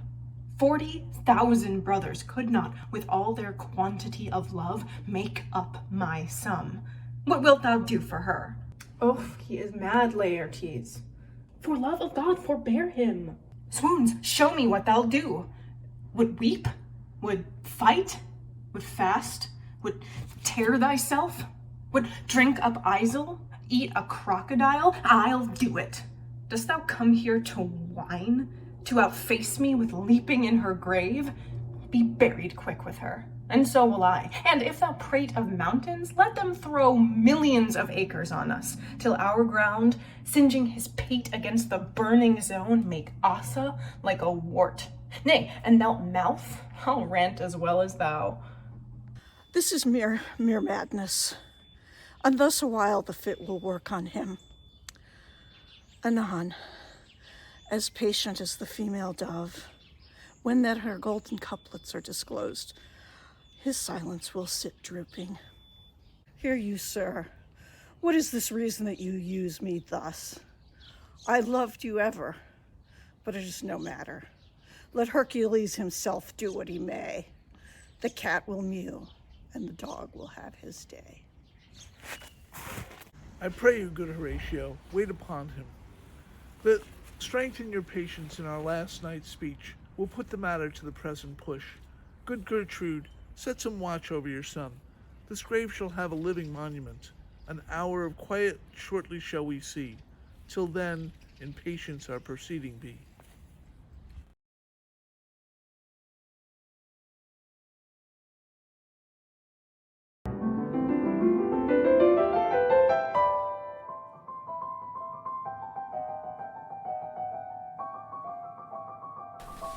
So much for this, sir. Now you shall see the other. Do you remember all the circumstance?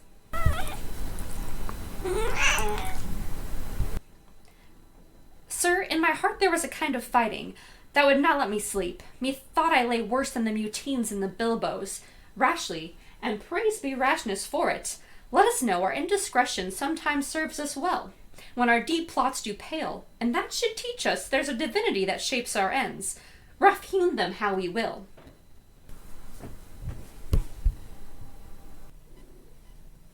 Up from my cabin, my sea gown scarfed about me, in the dark I groped to find them out, had my desire, fingered their packet, and in fine withdrew to my own room again, making so bold, my fears forgetting manners, to unseal their grand commission.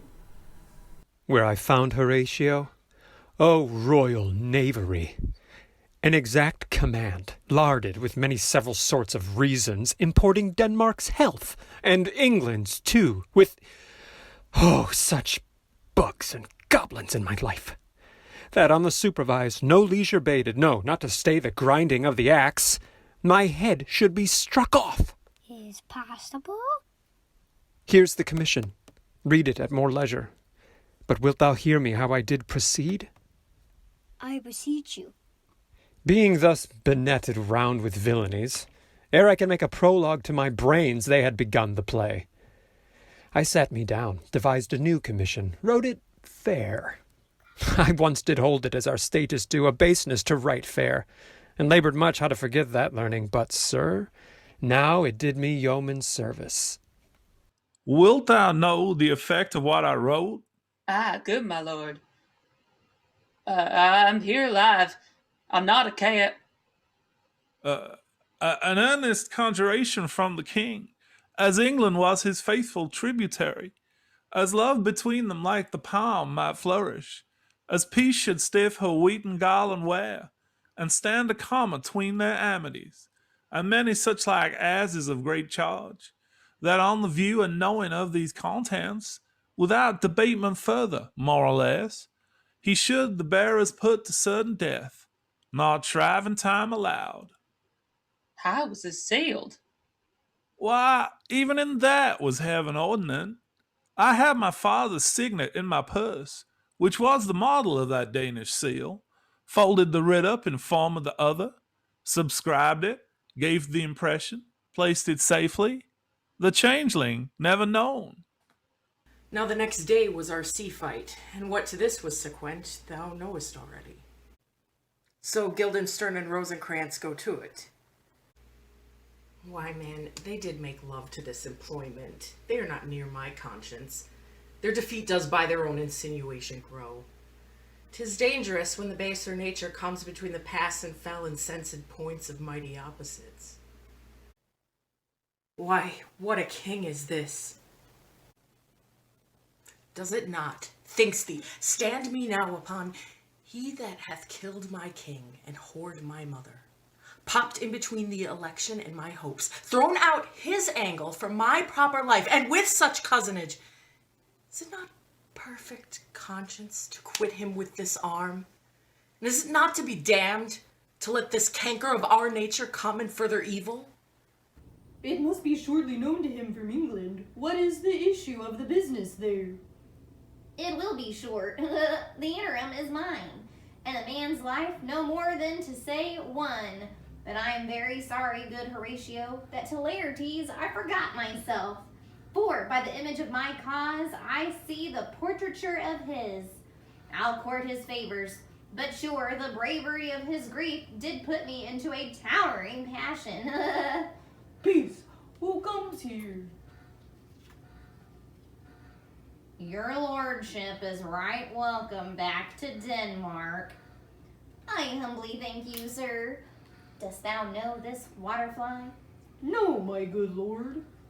Thy state is more gracious, for 'tis a vice to know him. He hath much land and fertile. Let a beast be lord of beasts, and his crib shall stand at the king's mess. 'Tis a choff, but, as I say, spacious in the possession of dirt.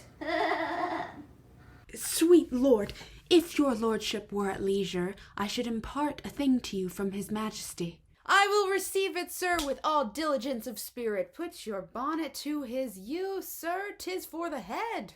I thank your lordship. It is very hot. No, believe me, 'tis very cold. The wind is northerly. It is indifferent cold, my lord, indeed. But yet methinks it is very sultry and hot for my complexion. Exceedingly, my lord. It is very sultry, as 'twere... I cannot tell how. But, my lord, his majesty bade me signify to you that he has laid a great wager on your head, sir. This is the matter. I beseech you, remember. Nay, good my lord, for mine own ease, in good faith. Sir, here is newly come to court Laertes. Believe me, an absolute gentleman, full of most excellent differences, of very soft society and great showing indeed. To speak feelingly of him, he is the card or calendar of gentry, for you shall find in him the continent of what part a gentleman would see. Sir, his refinement suffers no perdition in you, though I know to divide him inventorially would busy the arithmetic of memory, and yet but yaw neither, in respect of his quick sale. But in the verity of extolment, I take him to be a soul of great article, and his infusion of such dearth and rareness, as to make true diction of him, his dissemblable is his mirror, and who else would trace him, his umbrage, nothing more. Your lordship speaks most infallibly of him. The concernancy, sir. Why do we wrap the gentleman in our more raw breath? Sir? Is not possible to understand in another tongue? You'll do it, sir. Really. What imports the nomination of this gentleman? Of Laertes? His purse is empty already. All golden words are spent. Of him, sir. I know you are not ignorant. Oh, I would you did, sir, yet in faith. If you did, it would not much approve me. Well, sir. You are not ignorant of what excellence Laertes is. I dare not confess that, lest I should compare with him in excellence, but to know a man well were to know himself. I mean, sir, for his weapon. But in the imputation laid on him by them, in his meed, he's unfellowed. What's his weapon? Rapier and dagger. That's 2 of his weapons, but well. The king, sir, hath wagered with him 6 Barbary horses, against the which he has imponed, as I take it, 6 French rapiers and poniards, with their assigns as girdle, hangers, and so on. 3 of the carriages, in faith, are very dear to fancy. very responsive to the hills, most delicate carriages, and a very liberal conceit. What call you the carriages? I knew you must be edified by the margent ere you had done. The carriages, sir? Are the hangers. The phrase would be more German if we could carry cannon by our sides. I would it might be hangers till then. But on. 6 Barbary horses against 6 French swords, their signs, and 3 liberal conceited carriages. That's the French bet against the Danish. Why is this impound, as you call it? Il re, Altezza, sostiene che in 12 assalti fra voi e Laerte, questi non vi colpirebbe più di 3 volte. Laerte scommette invece che vi colpirebbe 12 volte in 9 assalti. L'esperimento si farà tosto. Se Vostra Altezza si degna di darmi una risposta. How if I answer no? Intendo se Vostra Altezza accetta la sfida. Sir, I will walk here in the hall. If it please His Majesty, 'tis the breathing time of day with me. Let the foils be brought. The gentleman willing, and the king hold his purpose, I will win for him, and I can. If not, I will gain nothing but my shame and the odd hits. Shall I redeliver you even so? To this effect, sir, after what flourish your nature will. I commend my duty to your lordship.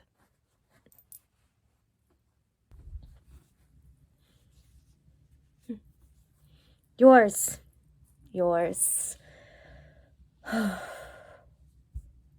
He does well to commend it himself. There are no tongues else for his turn. The lapwing runs away with a shell on his head.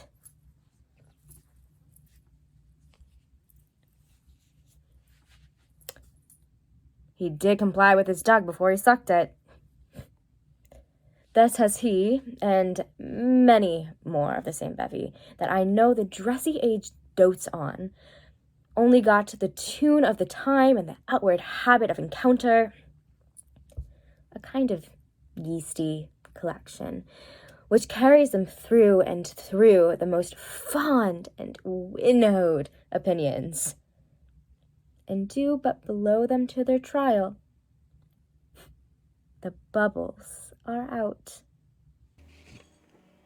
My lord, his majesty commended him to you by young Osric, who brings back to him that you attend him in the hall. He sends to know if your pleasure hold to play with Laertes, or that you will take longer time. I am constant to my purpose. They follow the king's pleasure. If his fitness speaks, mine is ready. Now or whensoever, provided I be so able as now. The king and queen and all are coming down. In happy time. The queen desires you to use some gentle entertainment to Laertes before you fall to play. She well instructs me. You will lose this wager, my lord. I do not think so. Since he went to France, I have been in continual practice. I shall win at the odds. But thou wouldst not think how ill all's here about my heart. But it is no matter.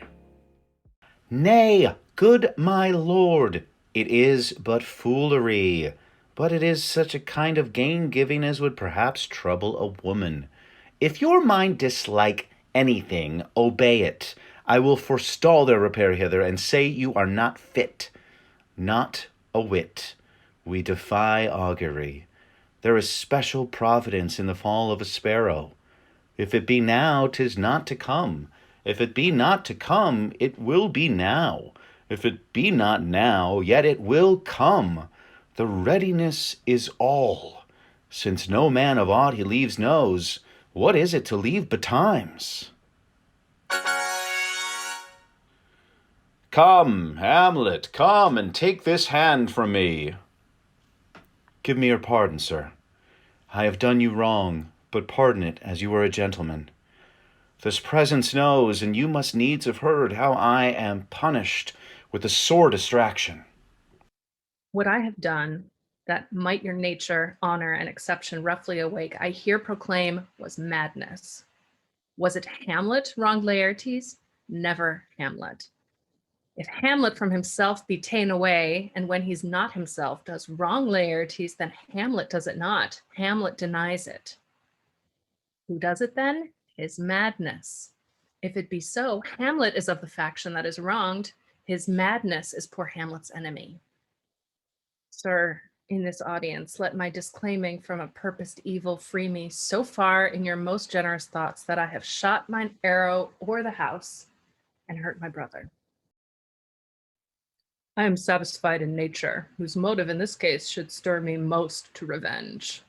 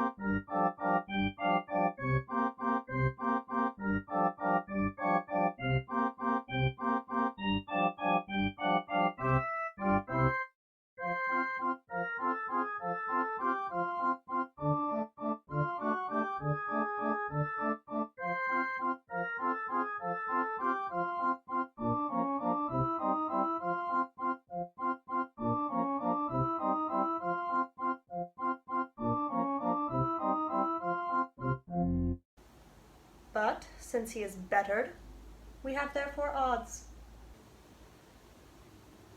This is too heavy. Let me see another. This likes me well. These foils have all a length. Aye, my good lord. Set me the stoops of wine upon that table.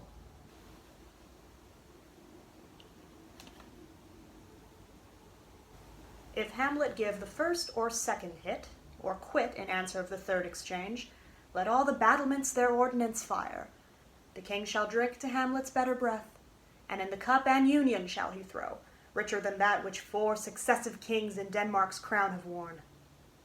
Give me the cups, and let the kettle to the trumpet speak, the trumpet to the cannoneer without, the cannons to the heavens to earth. And now the king drinks to Hamlet. Come, begin, and you, the judges, bear a wary eye.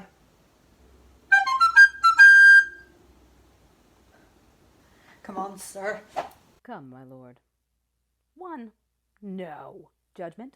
A hit, a very palpable hit. Well, again. Stay, give me drink. Hamlet, this pearl is thine. Here's to thy health. Give him the cup. I'll play this bout first. Set it by a while. Come. Another hit, what say you? A touch, I do confess. Our son shall win. He's fat and scant of breath. Here, Hamlet, take my napkin, rub thy brows. The queen carouses to thy fortune, Hamlet. Good madam! Gertrude, do not drink. I will, my lord. Pray you, pardon me. 'Tis the poisoned cup. But it is too late. I dare not drink yet, madam. By and by. Come, let me wipe thy face.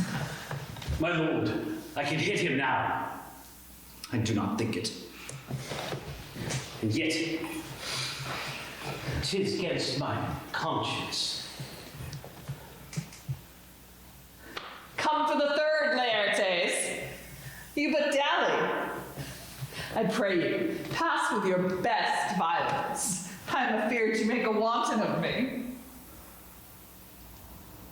Say you so. Come on!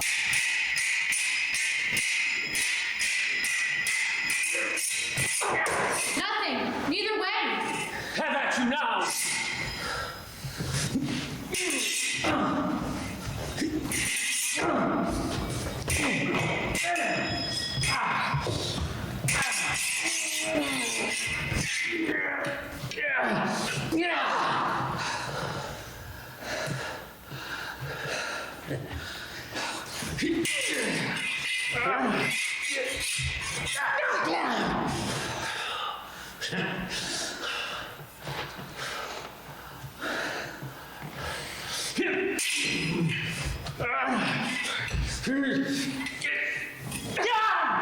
Stop them! They are incensed! Nay!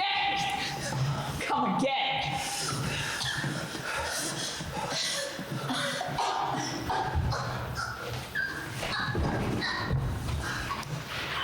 Look there, the queen! Oh! They bleed on both sides! How is it, my lord? How is it, Laertes?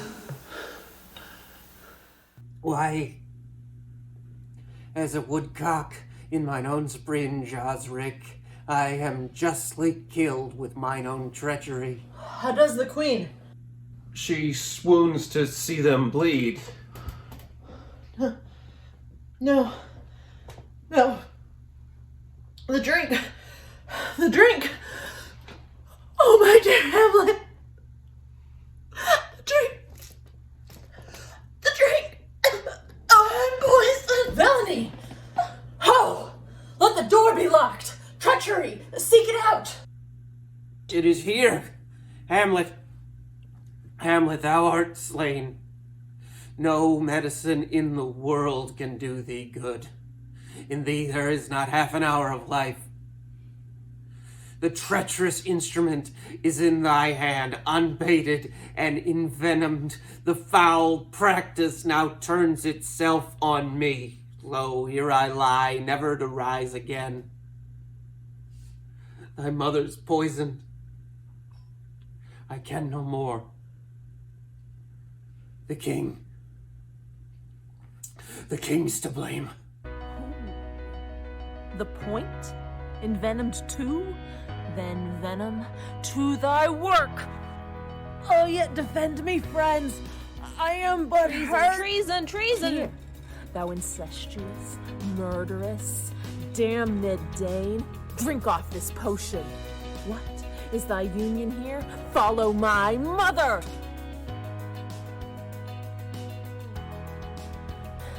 He is justly served. It is a poison tempered by himself.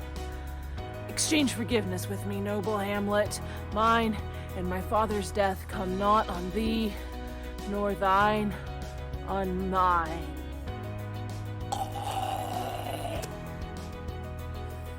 Heaven make thee free of it. I am dead, Horatio. Wretched queen, adieu. You that look pale and tremble at this chance, that are but mutes or audience to this act, had I but time. As this fell sergeant, death is strict in his arrest. Oh, I could tell you, but let it be. Horatio, I am dead. Thou livest. Report me and my cause aright to the unsatisfied. Never believe it. I am more antique Roman than a Dane. Here is yet some liquor left. As thou art man, give me the cup. Let go. By heaven, I'll have it. Oh, good Horatio. What a wounded name. Things standing thus unknown shall live behind me. If thou didst ever hold me in thy heart, absent thee from felicity a while, and in this harsh world draw thy breath in pain to tell my story. What warlike noise is this? Young Fortinbras, with conquest from Poland, to the ambassadors of England gives this warlike volley. Oh, I die, Horatio. The potent poison quite o'ercrows my spirit. I cannot live to hear the news from England. But I do prophesy the election lights on Fortinbras. He has my dying voice. So tell him, with the occurrence more and less, which have solicited, The rest is silence. Now cracks a noble heart. Good night, sweet prince, and flights of angels sing thee to thy rest. Why does the drum come hither? Where is this sight? What is it ye would see? If aught of woe or wonder, cease your search. This quarry cries on havoc. Oh, proud death, what feast is in thine eternal cell, that thou so many princes at a shot so bloodily hast struck? The sight is dismal, and our affairs from England come too late. The ears are senseless that should give us hearing, to tell him his commandment is fulfilled, that Rosencrantz and Guildenstern are dead. Where should we have our thanks? Not from his mouth. Had it the ability of life to thank you. He never gave commandment for their death. But since so jump upon this bloody question, you from the Polack Wars and you from England are here arrived, give order that these bodies high on a stage be placed to the view, and let me speak to the yet unknowing world. How these things came about, so shall you hear. Of carnal, bloody and unnatural acts, of accidental judgments, casual slaughters, of deaths put on by cunning and forced cause, and, in this upshot, purposes mistook fallen on the inventor's reeds. All this can I truly deliver. Let us haste to hear it, and call the noblest to the audience. For me, with sorrow I embrace my fortune.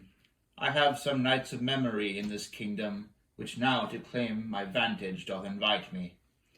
Of that I shall have also cause to speak, and from his mouth whose voice will draw on more. But let this same be presently performed, even while men's minds are wild, lest more mischance on plots and errors happen. Let 4 captains bear Hamlet like a soldier to the stage, for he was likely, had he been put on, to have proved most royally. And for his passage, the soldier's music and the rites of war speak loudly for him. Take up the bodies, such a sight as this becomes the field, but here shows much amiss. Go, bid the soldiers shoot.